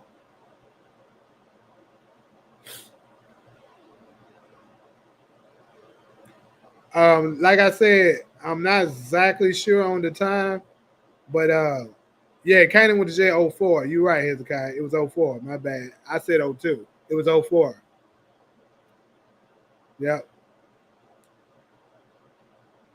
But I'm not exactly sure on the time for the live for Sunday, but like I said, anywhere between 3 to 5 is what I'm looking at right now. But if anything changed, just be paying attention to the community, YouTube community. I'm gonna be putting up there what time I'm gonna be doing it. So I probably know for sure, probably Saturday sometime.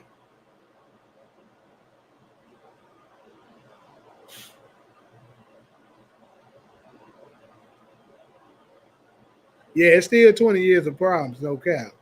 But but she told, but hey, like she said, we wouldn't be worried about mother effing Kanan if you killed him 10 years ago, like I told you to.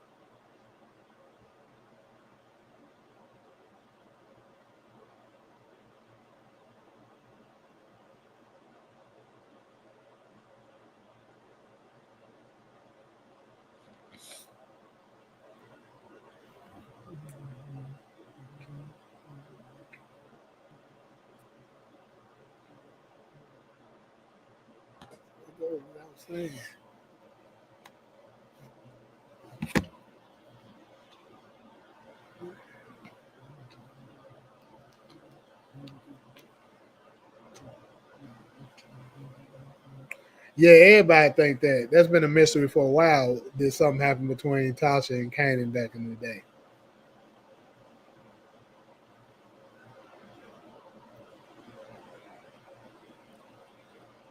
You said should have had Tommy do it. Had Tommy do what? If you talking about kill Kanan, I doubt he would have did it.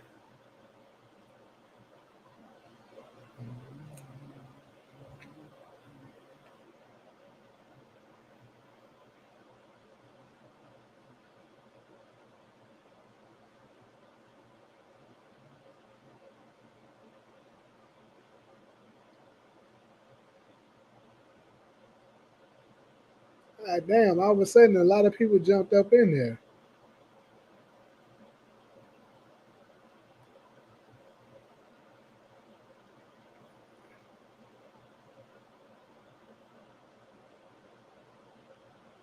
Uh, Off topic, but does Kane deserve a spinoff? Yes. I think he's a strong enough actor. He's an interesting enough character. And yeah, I think he could definitely carry a show if, they surround him with the right supporting cast. So I absolutely believe he deserves a spinoff. Yes. Also, if you pay attention, after season 2, the show was more so about the Tejadas. The Tejadas really carried the show. It wasn't even that much about Tariq and Braden, even though they supposed to have been, the two stars of the show. Like the Tejadas carried the show, and the most interesting Tejada was Kane. So yeah, to answer your question, absolutely, I think he does deserve a spinoff, and I hope they give it to him. I think if Tommy knew about the setup afterwards, he would have at least been smart enough to know it was Kanan hitting them the whole time. Probably not. Tommy ain't the brightest of fellows. If it took Ghost a while to figure it out, Kanan, there's no way in the hell Tommy would have figured it out.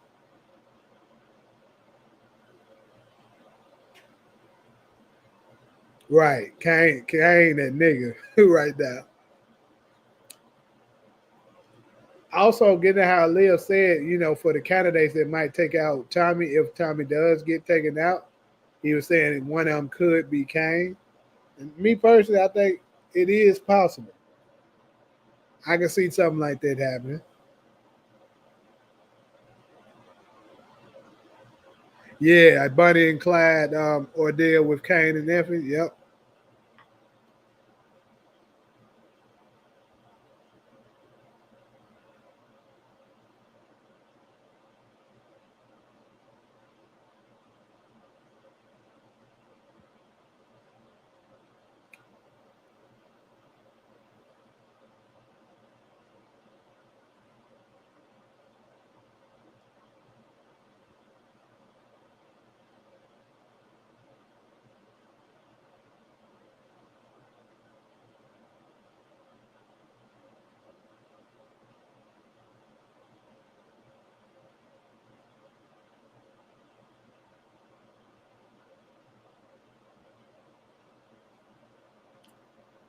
Why would Kane have beef with Tommy? I do think he went to Chicago now with his cousin Lil Dirt.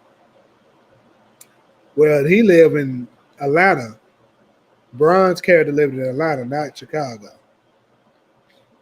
But he explained it well. I forgot exactly what he said, but it did make sense when he explained it. Ghost was just foolish because I'm sure if he talked to Tasha, she would have said it could be Kanan. I mean, she didn't have. He really didn't have to tell Tasha though. Think about it. Tasha knew that they set him up. Tasha also knew that he was in jail, so she had to. She could have thought maybe it's Kanan, just like anybody else could. She just didn't think of it.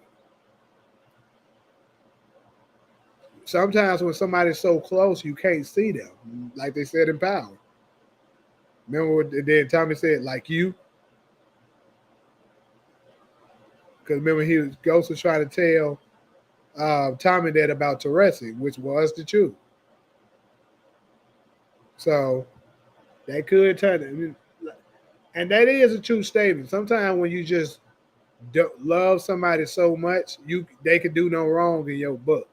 So you'll just completely ignore and be oblivious to the things that they may be doing and don't notice it until it's too late. So that's kind of the position that Ghost was in.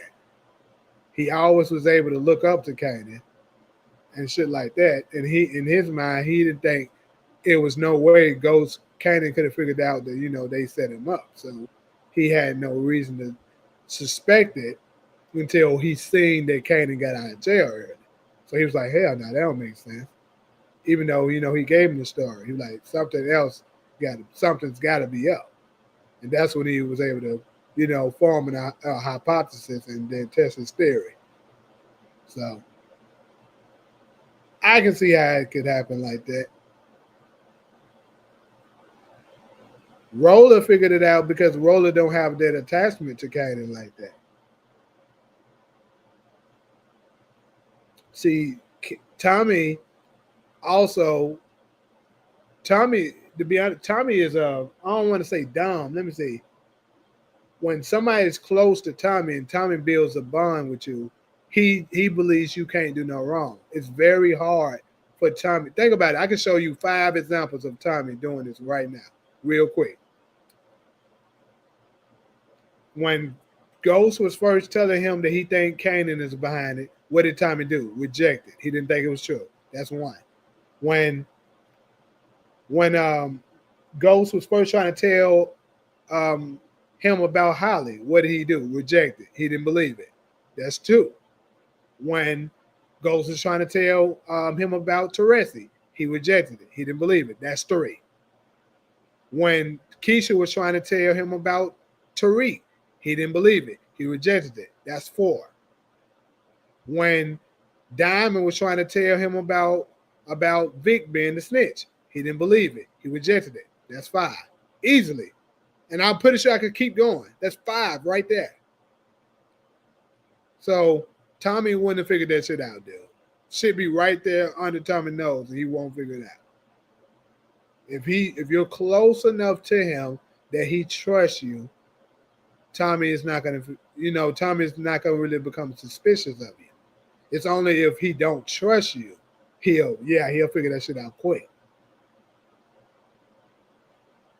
I would say Kanan is the only one that caught Ghost slipping. Everybody else, he kind of knew.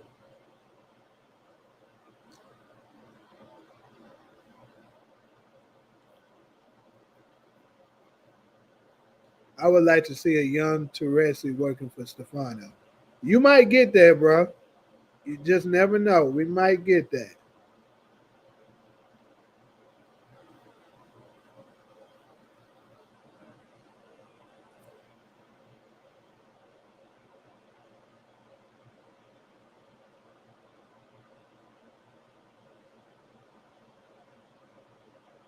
And think about it. Kanan was in jail. That's the reason why Ghost wasn't able to figure it out. Soon as Kanan popped up and out of jail, he knew it was him. He figured it out quick. Tasha wouldn't have figured that shit out either because he's in jail. Think about that. The nigga is in jail. So in your mind, you don't think he knows y'all set him up. So it was no reasoning for them to look in Kanan's direction. That's the only reason why it worked like that. Even Kanan himself knew this. Because think about it. He wanted Ghost dead before he got out of jail. Why? Because he knew if he got out of jail first, they would become suspicious. He knew it. That's why he wanted Ghost dead. And the fact that Pink Sneakers wasn't able to get that executed, that effed him up. And he was like, he can't kill Ghost because he could have still killed Ghost because Ghost wasn't suspicious of him right off the top. But he was like, if he did go ahead and clip Ghost, he'll be at war with Tommy within a week because Tommy would have figured that shit out. He's like, no, Kanan just pop out of jail out of nowhere and then Ghost just gets killed out of nowhere. Kanan got something to do with this shit. But if this nigga's in jail, that's your homie, that's your big homie who you looked up to for years. And he's always guided you throughout this time and he was right about it. Why would you be suspicious of him?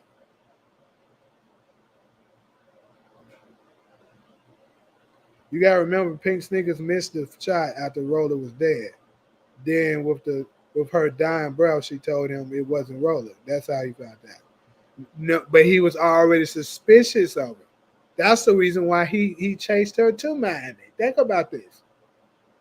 You actually, as one of my homies be saying when we be having debates, some of the time I may say something that supports his theory, and he say, you shooting in my basket right now. Right now, yeah, you shooting in my basket. Because the whole reason he went to go find Pete Sneakers wasn't to kill her. He wanted to confirm that it was it Roller or not, because he was suspicious that it was Kanan. Remember that, matter of fact, to prove what I'm saying is true, He told Tasha.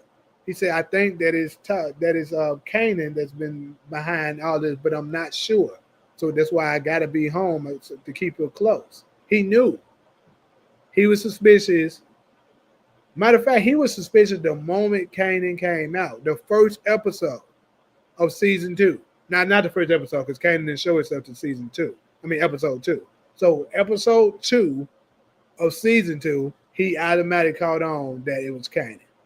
Why? How do we know this? Because remember when Tommy tried to mention how business was, Ghost kept cutting him off. Like, no, Tommy, you don't need to talk about that. Come on, he just got out. Remember that? And then shortly after that, he talked to Tommy again when Tommy tried to bring him in on the business. He said, he just got out. We need to bring him in slowly. We got to get to know him again. And Tommy said, F out of here. It's Kanan. Remember? So he been suspicious of him the moment he got out of jail. The fact that he was in jail was the only reason he wasn't suspicious of him. So Tasha wouldn't have figured that shit out either. I think the fact that he was out, she could have figured it out. Yeah. She would have figured it out. She's smart enough to know that. Yeah. But Tommy wouldn't have figured that shit out altogether, period. In jail or out of jail. Tommy wouldn't have figured that shit out.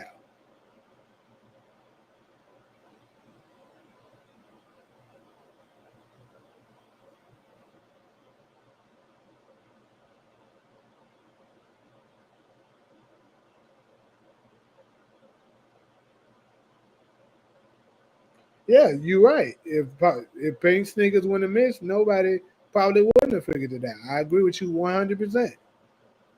Because, like I said, Ghost didn't have a reason to look at Kanan's direction.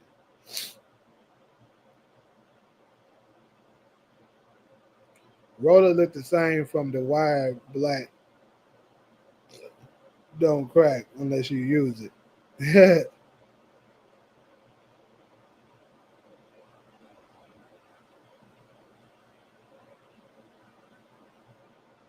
Y'all niggas make me want to go and watch that shit so bad. But I just never. One of these times, I swear, when I got free time, I'm going to sit down. I'm going to bench watch the hell out of that shit.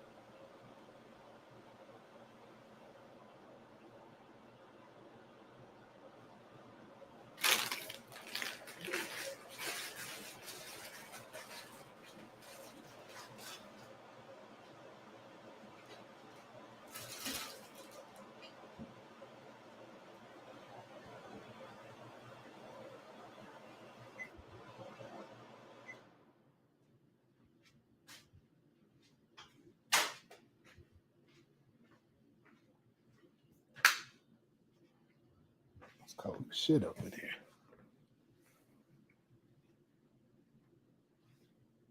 The wire is better than power by a mile? Damn.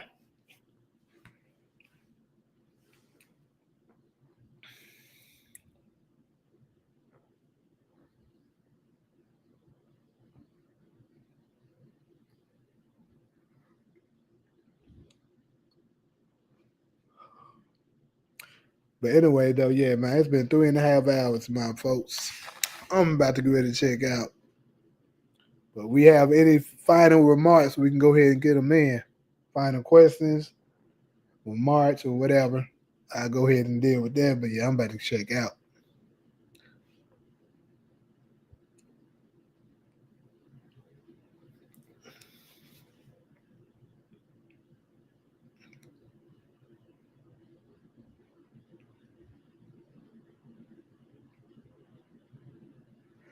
Snowfall was fire. Now that I can vouch for.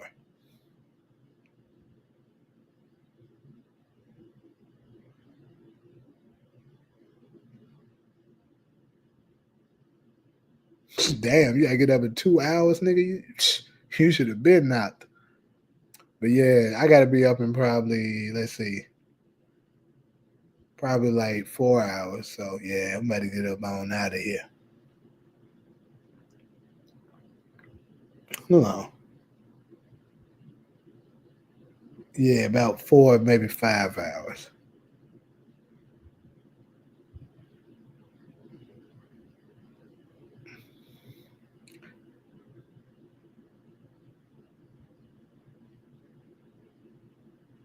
Sopranos. I mean, I never watched that either.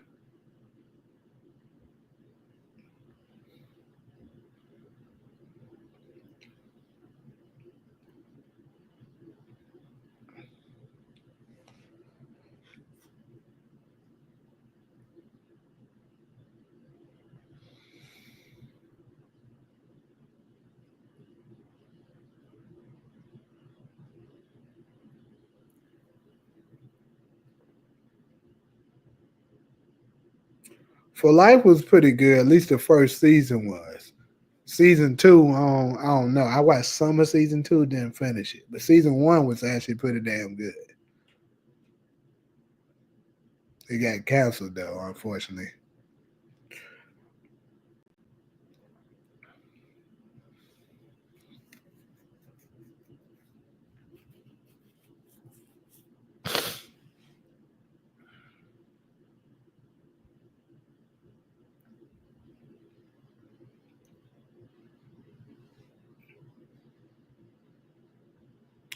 But anyways, though, y'all, I'm about to go ahead and check up out of here.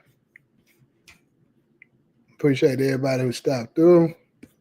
Catch y'all on the next one. Like I said, my next one probably gonna be Sunday. Who knows? I might just pop up a little before it, but for sure Sunday. But until then, I'm gonna go ahead and check up on it out.